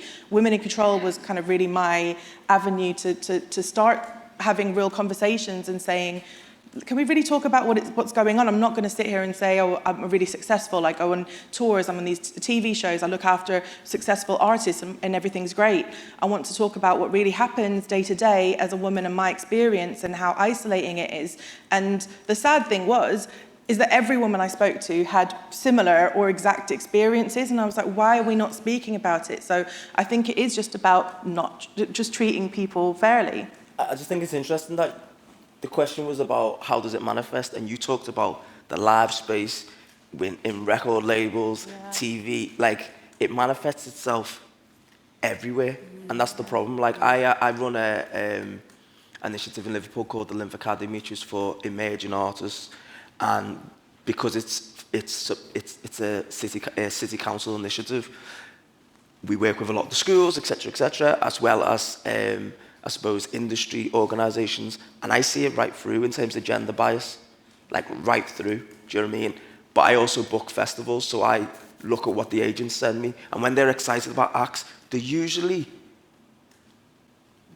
I'll say 95% males. Like I have to go back, and I've been doing this like the Key Change Pledge has been going for like maybe 6 or 7 years, but even before that, I was like, is that the only way? Because I think just generally coming from a minority group, you're more sensitive to seeing stuff like that. So I've always, like, it can't all be just male rock bands, or it can't all be, you know what I mean, just one way. There's got to be, but like, it is through the whole industry, and that's why it's like, we've got to tackle it throughout the whole industry, and obviously that's where the collaboration that you talked about works. Like, Ammo works across the whole, every part of the diversity and inclusion fully. It's like, we've got to tackle it in every single space, and continually sharing data. Like, one of the first things I read when I got into Poet was your piece, and I just thought it was very interesting you went at radio, because I think the interesting thing with with media is it actually tells people who are not in the industry what the norm is.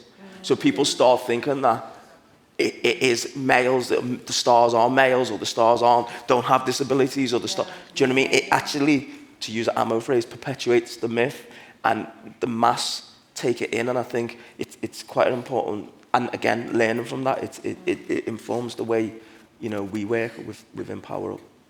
I just want to pick up on what you just said really quickly. Like, so the thing that I picked up what you said, Nadia, was it's bias.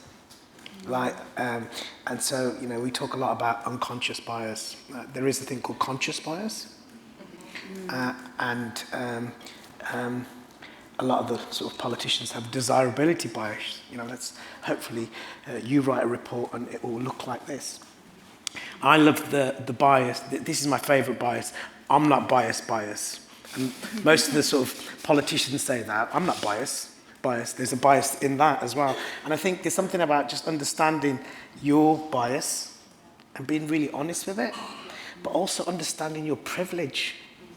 Because we talk a lot about, you know, so the big thing is, hey, white privilege. It's like, hey, white privilege. But men have male privilege. We have to just be honest about where we are. And as soon as, I'm not a religious person, but, you know, there's a sense of truth.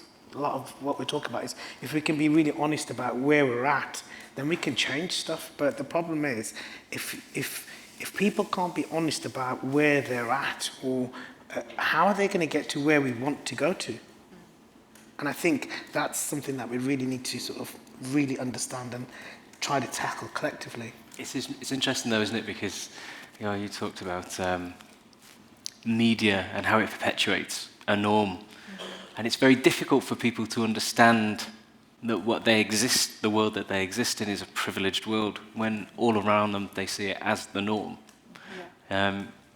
Misha, we've talked about how it manifests in, mostly for a workforce actually. Mm-hmm. How important is diverse management and management structures, and why? I think, so I recently applied for a festival, and it was through my university, and I was like really held back on like, should I say what I actually want to say on the application? And I said on the application, like, how often is it that you support black females, and that there's somebody for, like, I was like, who am I supposed to look up to that my university has pushed forward to me? And for ages, I was like contemplating, should I put that? Is that me being a certain type of way? Is it going to make them feel a certain type of way? And then I was like, no, it's the truth. Like, I think being a starting musician, even being in my band with people who I absolutely love, who are amazing, my friends, for ages, I was like, well, I'm just a girl who sings. And it's like, no, like, I'm the band leader. Like, I've got to have that authority over myself as well to be able to, like, have positive influence on these people that believe in what I'm doing. So I feel like it's hard to, like, even try and explain, to put into a box, because it is literally all around everywhere. Like, I have this conversation on the daily of saying, like, EDI is everywhere. It's embedded into so many things. And if people can be, like, ignorant as to think that it's something that you can just walk away from or not live through, like, you see it all the time and people just don't realise because it doesn't affect them. It shouldn't be as easy to walk away or to turn a blind eye because something isn't, like, right on your doorstep type of thing. And I think I've realised that a lot, like, being a musician, there's been so many things that have changed, especially going through COVID, because half of my university experience was in COVID. So going through COVID and seeing how the lineups would change and the people that were put on, and seeing if, when things were being spoken about, was it just a trend? Like, is Black Lives Matter just a trend to people, or is it something that they actually care about, that they want to push forward? Is there messages that people are trying to put across, or are they just trying to do it because they're trying to be an influencer for the time being? Is it something that they care about in life type of thing? I don't know if I answered the question, but that's what came to mind then. How important is diverse leadership for you? Well, I want to go back to something you were saying about whether you speak the truth when you're interviewed. And for a lot of disabled people, they have, like, this issue about if they're going to disclose their impairment, and they're worried about it. Because they're worried about whether that will get them through the interview, if it will get them an interview in the first place, or what they'll be judged even before they get into employment. So I've got some stats. I've got terrible brain fog, so I'm going to look through them, if you don't mind. We've got a programme at Attitudes Everything called Beyond the Music, and it's about disabled professionals either progressing in their career in music or live events, or starting out in those events. And 79% of the disabled professionals that we surveyed believed that barriers relating to their impairment had impacted on their career at every single level. That's a massively high figure before you've even started that. In terms of performers, we have a programme called The Next Stage, and 70% of artists that are disabled are withholding information on their disability or health condition due to being worried that that would cause problems and impact their relationship with a promoter or a venue or a festival.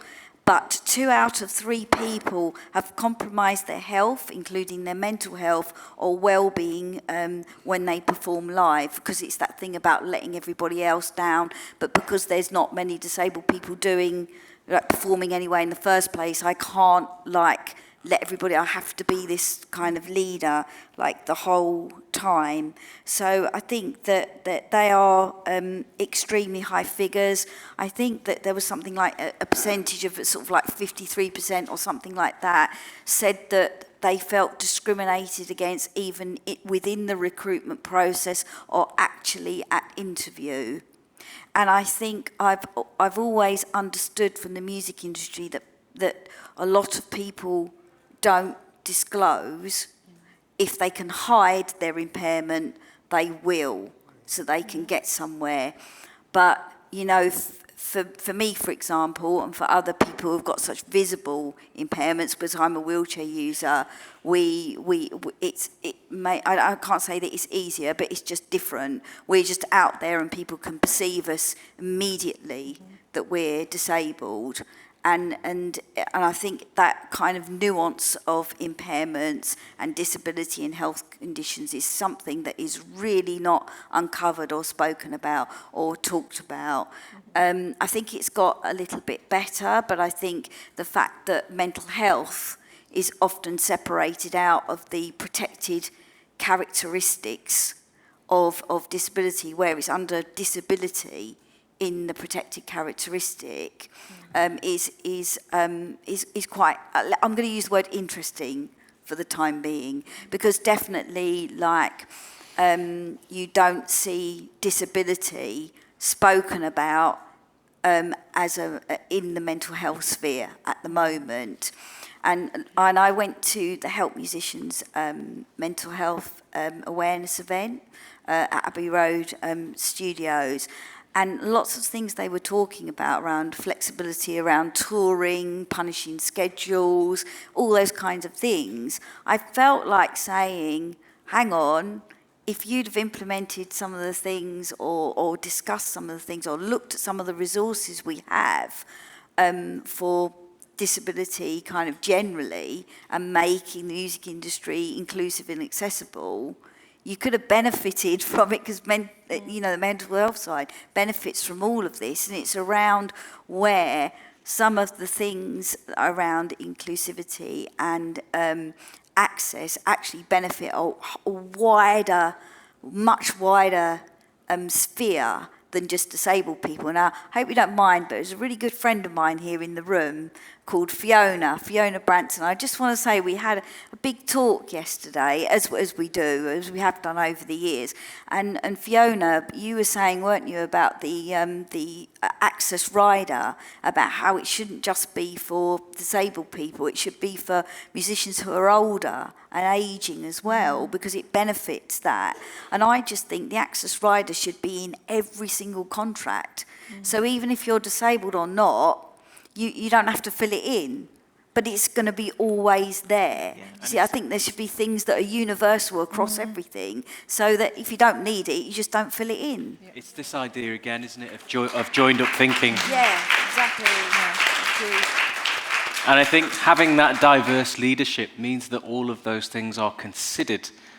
You know, at the point of coming to apply for a job, at the point of being in a job, all of those things are already considered, and they're a good groundwork, as you were saying, for everybody.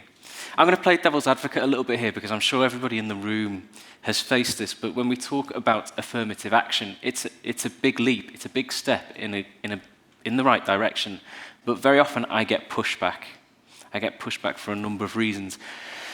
If you were talking about affirmative action in the music industry and somebody gives you pushback, how do you justify your affirmative action? And I'm going to go straight in with Amo on that one. I think the evidence base is quite clear.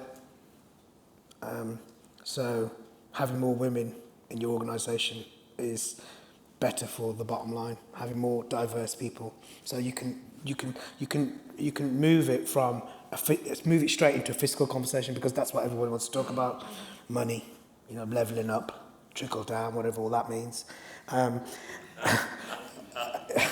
just, you know, so the evidence is clear. You can follow the environmental data as well. The evidence is clear that we are destroying the world. So we have to be more than just, you know, infatuated by data. Government departments, trade bodies, unions, they're all infatuated by data. We need more nuanced policy based on people's conversations and experiences.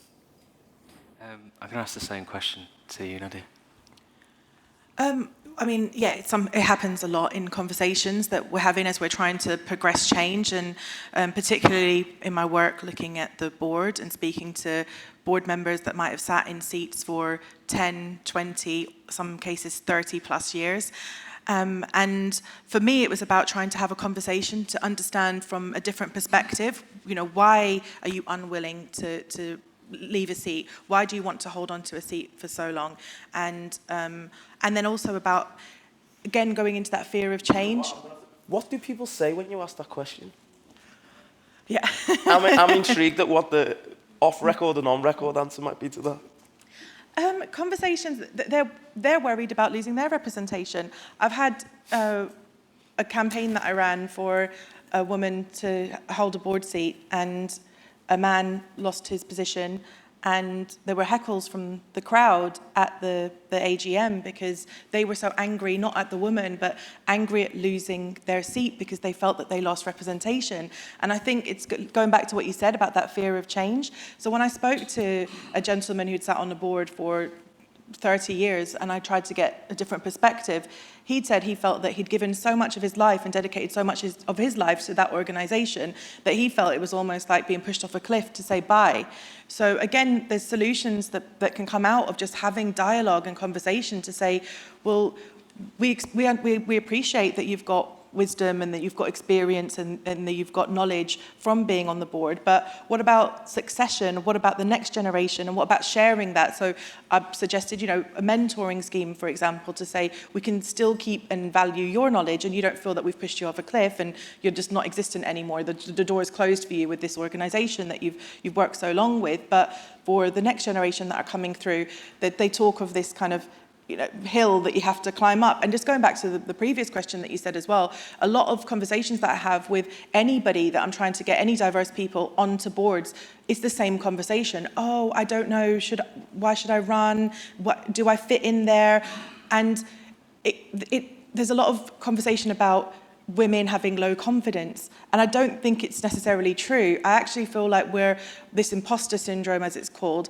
Imposter syndrome is not our problem. We're made to feel like that because you look at, Suzanne, as you said, the gatekeepers, and they all look a particular way. So it's daunting to think about having to step into that room and having to step into that place and have a seat around that table. So when I did a report looking at the representation of women in the boardroom, and I did an intersectional approach looking at the representation of black women in the boardroom as well, and at CEO and chair level, there are only 3 female CEOs across the 12 music trade bodies. So again, if one woman leaves, that number drops down dramatically. When I did the report, there was only 1 female chair. And that was part and parcel why I wanted to step up. I was like, why are more women not running for chair? I think, you know, we have incredible skills to make great chairs. And I felt that it was important for me to step into that role because then maybe it will inspire the next person on the board to do that. And you spoke about it as well, just being, you know, the only black woman in the room. A lot of people speak about being the only in the room. And we need to take it a step up to not be the only one because people sit on boards for terms or they can only do jobs for a finite period and then they have to move on. So it's about succession. It's about bringing somebody else along the journey with you. Is there, I'm going to ask a question here, but I suppose, is a big challenge around affirmative action for people who are ready, quote unquote, for those roles? Because you got this thing, what are they calling it with the ex-chancellor? The glass cliff. Like the idea of putting someone in position because it seems like it's the right thing to do, but essentially you can set them up for a fall. Yeah. Do you know what I mean? So I know I've been asked to be on, Amo will tell you, Amo tried to convince me to go on one of these boards, to go on a board of a very prestigious organisation and all that, and I knew, like they said in there, we're looking for people from minority groups and all that stuff, and it's great because I'll go there, I'll be able to contribute to that discussion, but also it's the thing, you know, obviously burnout and all these other things, but like, are you asking because you want a qualified person to contribute who's going to be valued, which goes back to the experience thing again, or do you just want to have someone you can tick a box and say back to the rest of the board, we said we're going to get But the 20% black people on the thing. question then So, is, do you know what I mean? So I think how important is support and training in those roles? well, that's what I was going to get to. It's like building that mentoring in.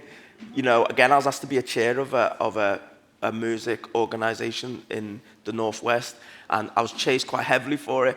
And one thing I said is, well, I've not had chair experience, so what can you actually give me to make sure I can do a good job? Because there's going to be professionals there. A lot of those professionals who might go, I've done this for 30 years and I know that may want to trip me up, that may want to... So what are you actually doing to make sure this isn't just a quick fix? Yeah. It's not just affirmative action for affirmative action's sake. It's actually about empowering, which is the key. You know what I mean? And I think we just got to make sure that, like, I think affirmative action can work, but it's got to be done in the right way. I mean, I think that everything that, the reason why I started Attitude is Everything is because I saw a gap, basically, and I also saw a business gap and an opportunity to build audiences to make money. I mean, I'm not going to deny about it as well, which I think some people don't equate disability with earning money as well. But the thing is that I couldn't set it up and just say these are all the problems. I couldn't just leave it there. I had to make sure that I set something up with a load of solutions behind it, and training and resources as well is really, really important. What you're saying about mentoring is really important. So a big part of the employment program that we do is around mentoring, because people might not have gone into those spaces before. And then there's a lot of pressure on you. So, for example, I think that, you know, I've said before in public that I would never, ever, and probably still wouldn't now, think about working in a label or a music industry, because I just don't want to start again, I suppose, and that kind of thing. I want to be around a strong group of disabled people that build resources and let the next generation of disabled people come through and infiltrate those music organisations and people. And lots of the things that we do are free as well, so you can just freely download them. But the other thing around affirmative action is just to say to people, it works a lot. There's a lot of things out there still, and I do think it's gone back because of COVID and the fact that disabled people weren't literally on the streets, being seen, because that's really important as well. And I do think that has gone regressive. Is this really what disabled people want to do their lives? So, for example, when I first set up Attitude is Everything, some people were a bit like, are you sure that disabled people want to take part in live music? And it was even worse when it came to deaf people as well. So it's that getting that headset that disabled people actually want a career in music and can succeed in live events. And I think that's the thing around what you're saying about the careers with Tesco, you know. And so I was good at languages at school, and I remember my A-level German teacher saying to me, well, look, you know, you could be a bilingual secretary because you'd be really good at that because they sit down a lot. And I was like, okay, do you see what I mean? It's about that role modelling kind of thing, and it's to say to people it works. So, of course, I chose a job where for most of my life I've been round and about venues and going up and down hills and hilly kind of events, which has done wonders for my back, but I've had an amazing time. Do you know what I mean? I've had a really great career and I've really enjoyed myself. Do you know what I mean? But it's about that kind of, I'm slightly losing the point, sorry, but it's about saying, look, there are people around and it works with their careers. You know, there's a really incredibly talented person who's just on the cusp of breaking into a lot of music, and that's Ruth Lyon, who also is the lead vocalist of Holy Moly and the Crackers. And she's being picked up all over the place at the moment, and I'm like, good, because, you know, we have had disabled artists, but they haven't, you know, there's been a handful that have gone on to have really big careers. But now she is someone, along with Blaine Harrison and the Mystery Jets, who really can talk up their personal experience, and they have careers and their careers are good and working and they're in the public eye, and I think that's really important. And then also there's other people that are now kind of going on their journey where they're realising that they are disabled and they're like, should I say something or not? And some people are saying, actually, I realise now that I am a disabled person and I've worked in the industry and this is how I've navigated the industry and got round it, and it's really good to hear those experiences. So we need to push people just towards, okay, there is the data, but the data's nothing if there's no action around it. I've got to jump in there because we're going to wrap up just shortly, and I'm keen to open it up to the floor to see if there's any questions. So does anybody have any questions about anything that's discussed, or any of your own questions for any of the panel? Yeah. Sorry, you were talking about not wanting to be in the board because of this glass cliff thing, but I think it's important for us as people of colour to realise that if we are offered that, you know, versus the person that's been there for 30 years, your experience is way more relevant because you've got modern, contemporary, present influences and experience that this person who's been there for 30 years will not see. You've got a fresh pair of eyes. I think we have to, you know, I think we're kind of made to feel afraid and think that that glass cliff is there and that will prevent us from doing it. And we have to more think that we're there to be their new eyes. I was saying, to be honest, not to say, I didn't go for that one, but I was saying, also for us to look at these opportunities and process them, and, you know, are they genuine? Or will I go in there and be able to deliver, which is the experience thing? Because I think we all want an inclusive music industry, but I think a big part of that, going back to your first question, is how we're treated in the music industry. So I'm saying a lot of these boards feel like they've got to, you know, be more diverse and all that. So I think we've got to take control of our experiences and go, and do we want to, and what are they actually building towards, and what? And I think that's the key, because what I find as well, and you will all, I'm sure, the same, is like, people want you to be part of so much things to be able to fix everything, but we're only people, we're humans. And, you know, we talk about mental health and the stress. Is like, I know colleagues that I work with who work in, you know, diversity inclusion, and they're burnt out.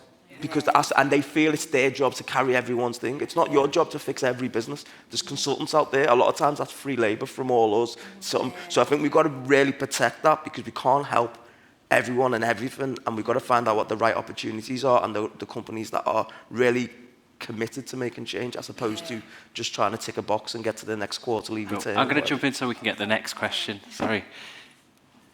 Yeah. And I might jump up, if you're given an answer, I might just jump in so we can get through some questions before the end.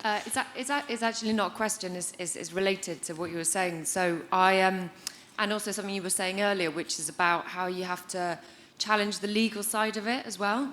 So I was approached recently, because I want to be on a board, everyone wants to be on a, like, it's a good place to be, but the board that was speaking to me was, I think it was like a monthly meeting in person, not paid, and like all these other things. I was like, all right, so you want diversity and inclusion, but you're not gonna, like, you've got no resources for it. You wanna open your doors so you can tick your boxes or whatever it is, but you have to pay people, you have to offer something.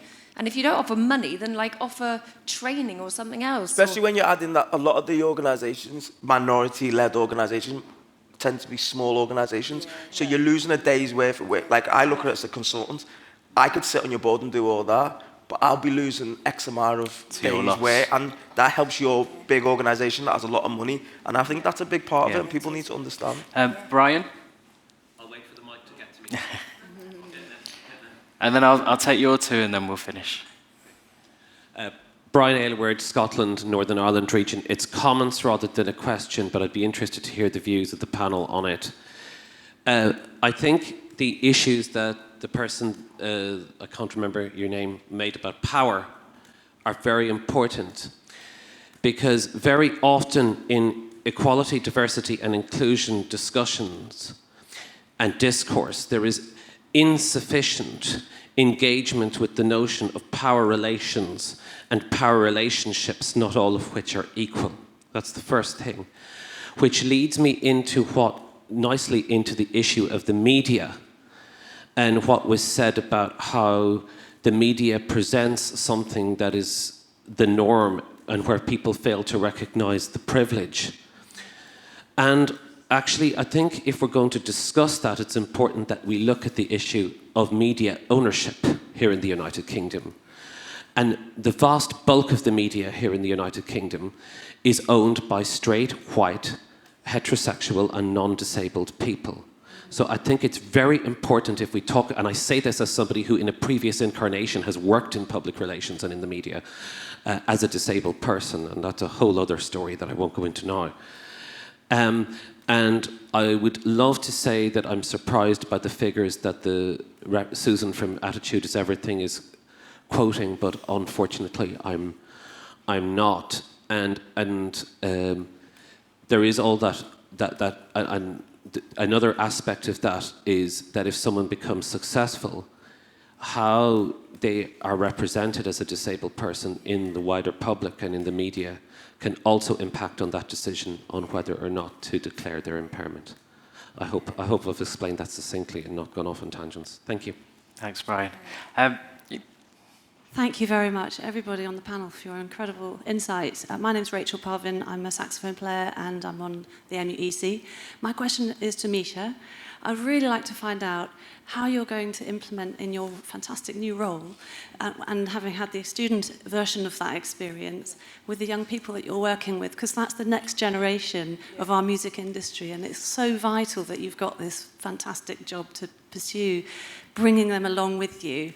And tell us what it's like working with them. How are they, and what do they see as the future? Do you know what? It's relatively hard to get student engagement, which I wasn't surprised by, because I was also one of them students that was like, I'm not replying to this email, it looks boring. Do you know what I mean? So it doesn't surprise me that it's hard to engage with them, but when we do get that, it is absolutely fantastic. Like, I've recently just planned Black History Month for the Conservatoire. The meet and greet that we had with the ACS Society, there was like 50 students, and there were students coming up to me saying, do you know what, this is the first time I've been in a room of black people since I've been in Leeds. Like, it's about showcasing those communities, giving people that space to be able to have those conversations. Last year, the first time I met Roger, who works in Black Lives in Music, he introduced me to so many things, and we had like a talk with the principal, and so many students came up to me afterwards and said that's the first time we've actually felt listened to and heard. And before that, it was people having conversations saying, I don't want to have this conversation about am I going to be represented or am I going to be given these equal opportunities, because I'm going to be ignored and I'm not going to be heard. So I think me being a person who's come from being a student to crossing over to staff, I'm more than aware that I'm going to have to build those relationships with staff, that they're going to have to want to look at me in a different way. I've got to show them that I have ideas that can be supported, resources and whatever. But at the end of the day, the most important thing is the students and how I communicate my relationships with them, keeping it completely open, completely transparent.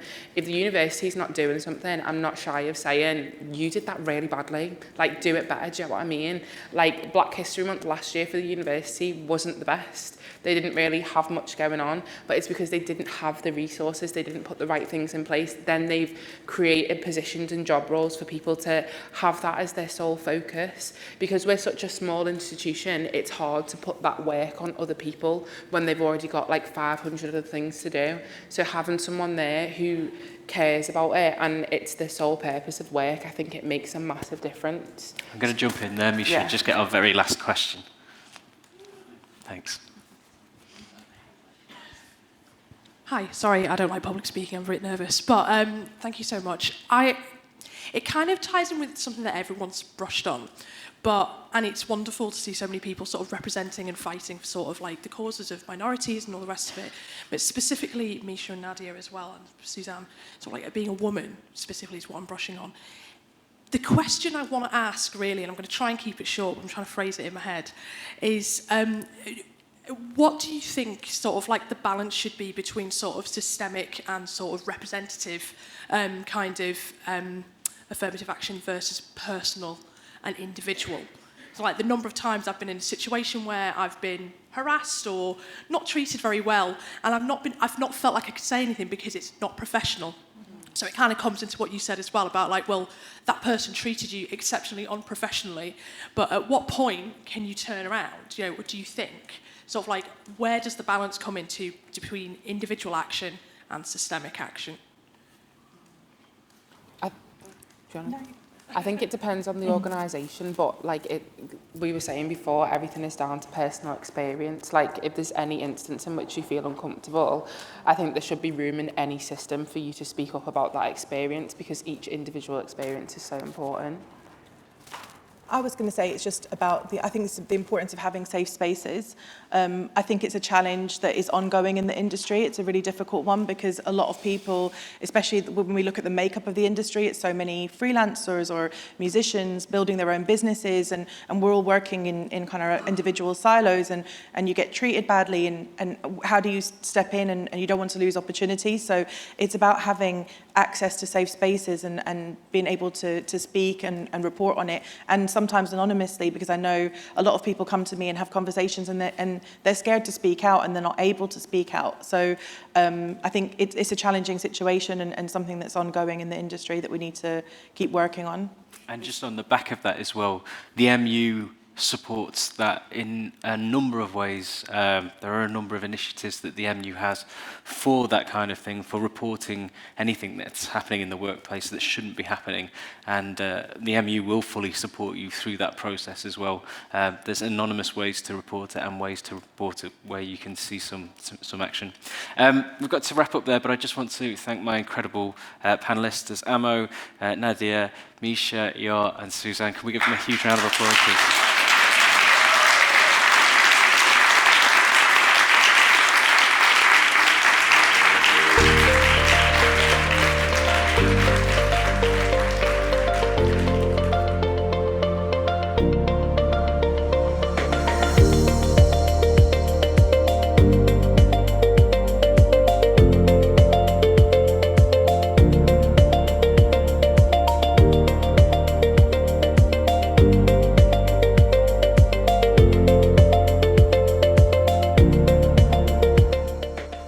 Hi everyone, thank you for coming back to the plenary session. We're just going to, as yesterday, we're going to go round and we're going to hear from the session leaders on the main themes that come up during each of the breakout sessions.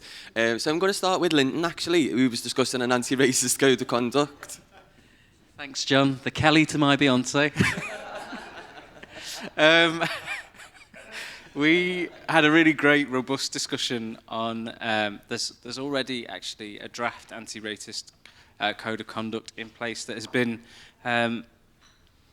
drafted with the MU and BLIM together, Black Lives in Music. So one of the things that came up that's not on the anti-racist code of policy already is some kind of graded or almost tier system.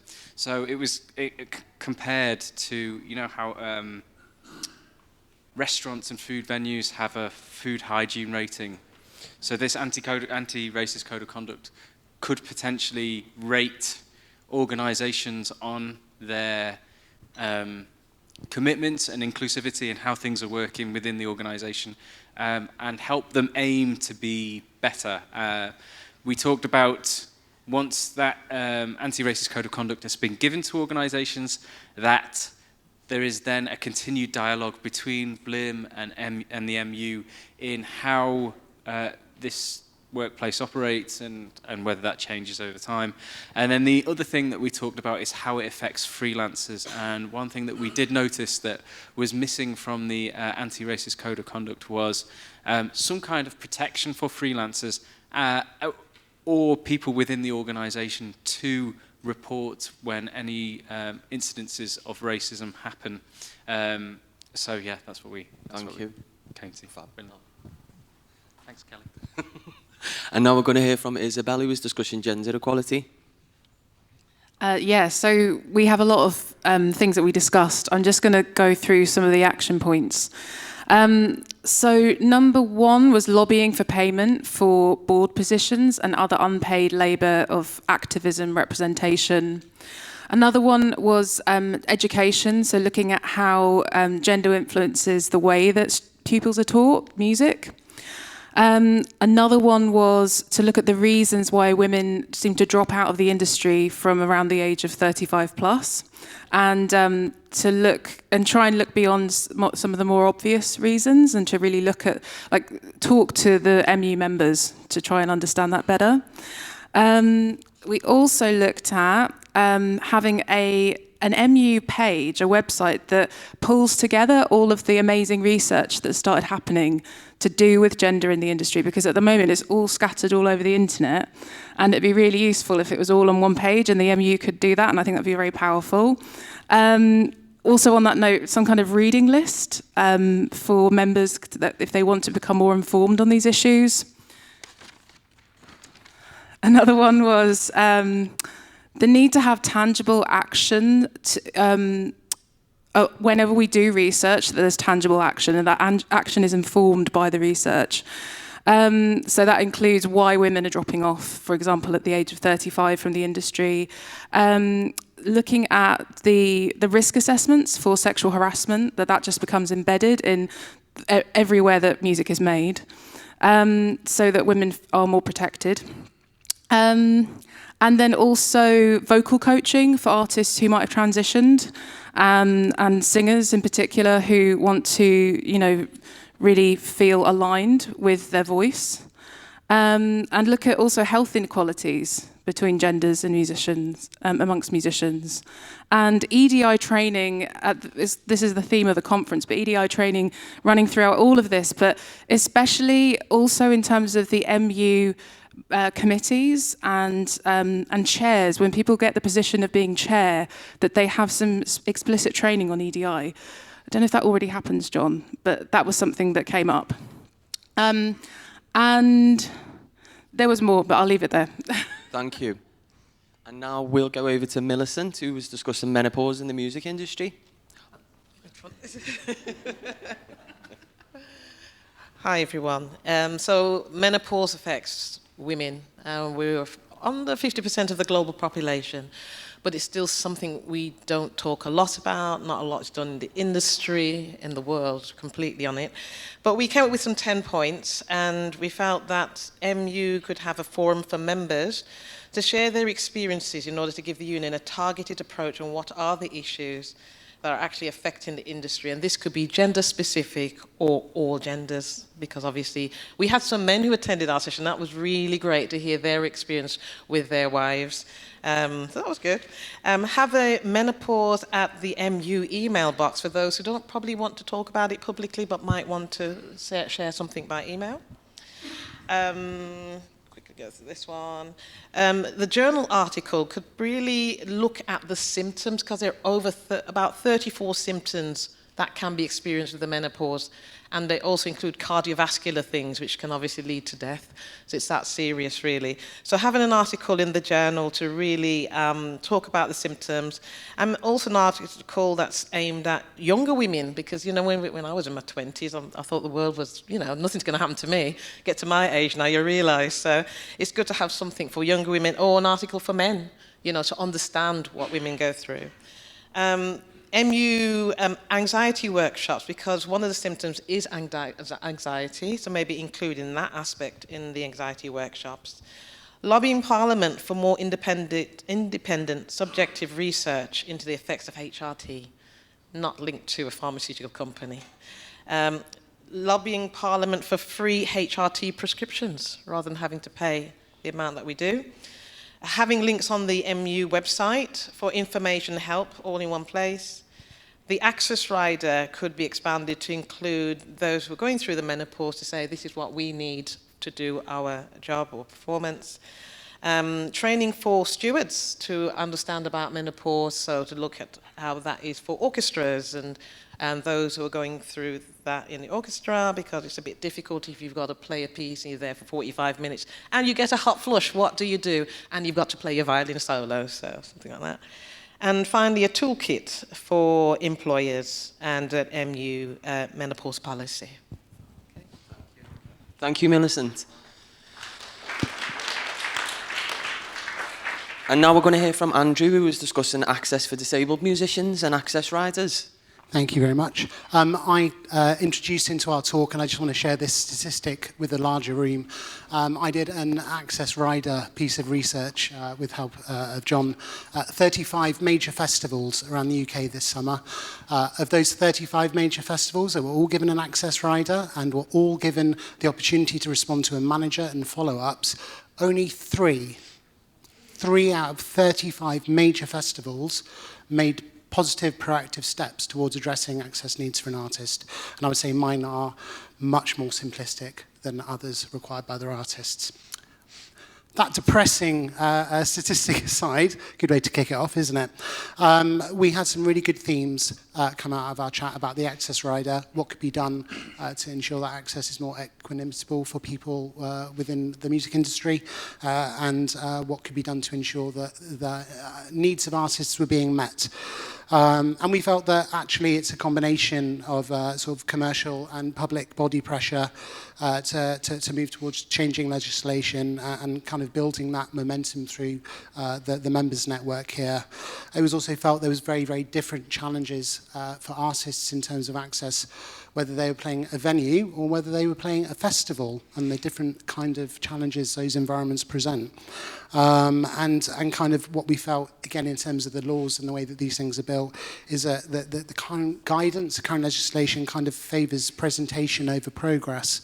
So there needs to be some kind of acknowledgement that we need to move away from heritage and preservation if we want to start moving into new spaces and making them open to more people.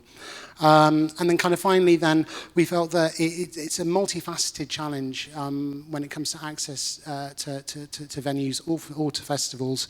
And it involves a huge chain of people where lots of things can break down.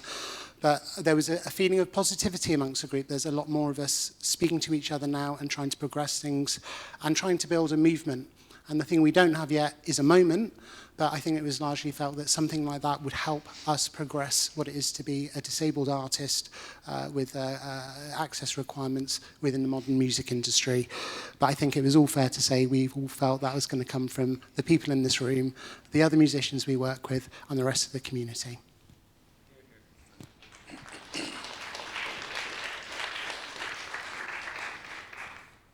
Hear from Chris, who was discussing music education and access for working class musicians. Hi everyone. We had a good, lively session, very cathartic and therapeutic in some ways, because music education is such a huge issue, and we all know that it's way, way underfunded. Schools are really under the cosh. Art subjects have been deprioritised. So obviously we touched on all of that, and there's some pretty huge issues there. So we talked about policy, we talked about funding and the MU's ongoing work there. But we were also keen to sort of focus on some actions that we could take away and look at. So some really interesting ideas that came up, one of which was the work that we could do with parents who may not now be able to talk to somebody at their kids' school about music in the way that they might before, because there are fewer music teachers and music departments are smaller. So advising parents on career paths that exist in music, showing them that music is a good thing to invest in for their kids, what sort of gear to buy, what sort of instruments to buy, or to invest in, or to try and get a hold of.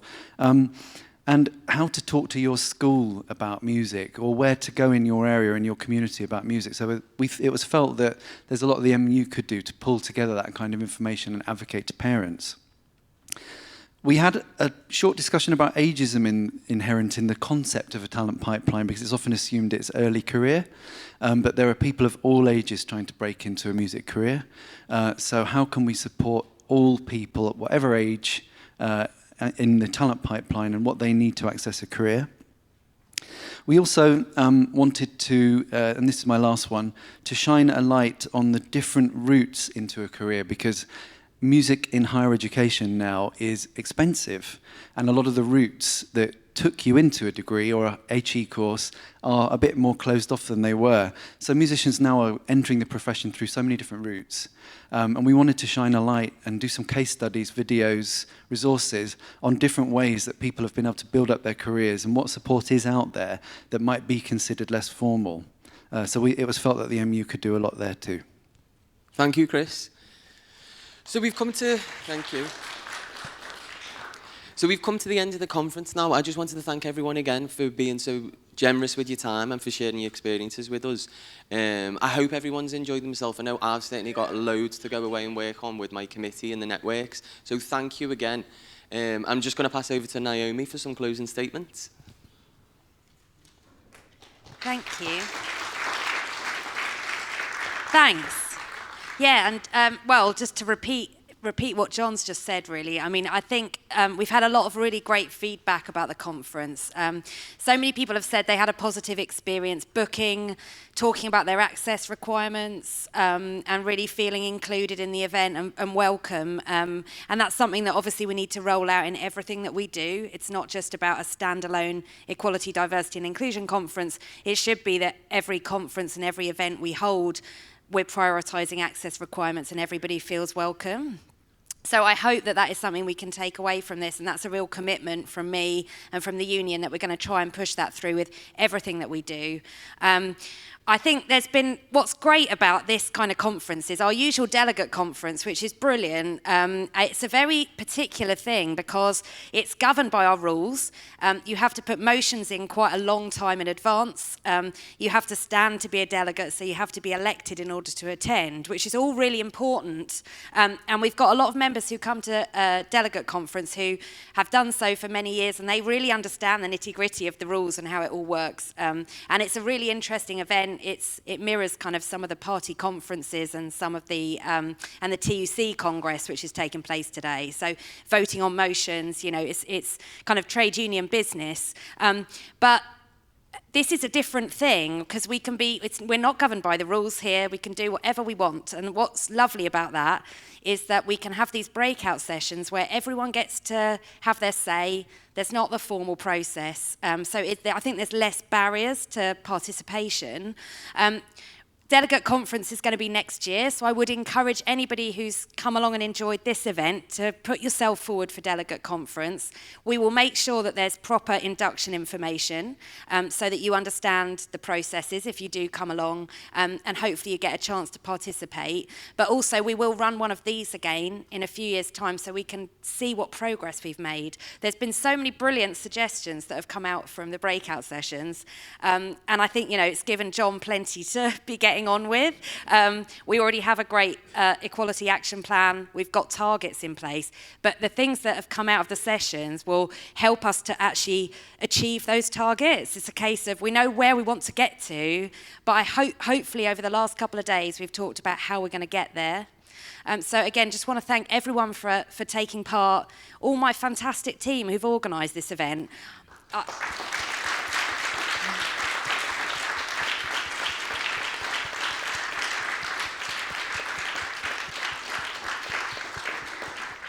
Hopefully it's obvious that because it's run very smoothly, it means that there's a brilliant team who've done so much work behind the scenes. And I said I'd like to have a members' conference focused on equality, diversity and inclusion.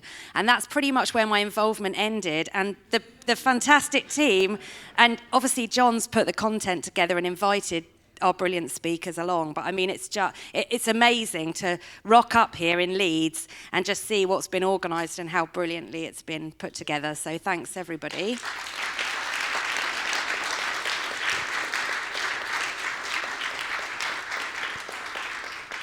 And thank you, thanks to all of our activists for everything that you do all the time. Again, it's work that's not always seen. It's work that, again, takes place behind the scenes. Many, many hours of Zoom meetings, many hours of your time given to contribute to the union, and we really appreciate it. So thank you, and this is just the beginning. As Amo said, the fact that we're holding this conference is a statement of intent, so we will be in touch with you and hopefully you'll be able to see the change. Thanks.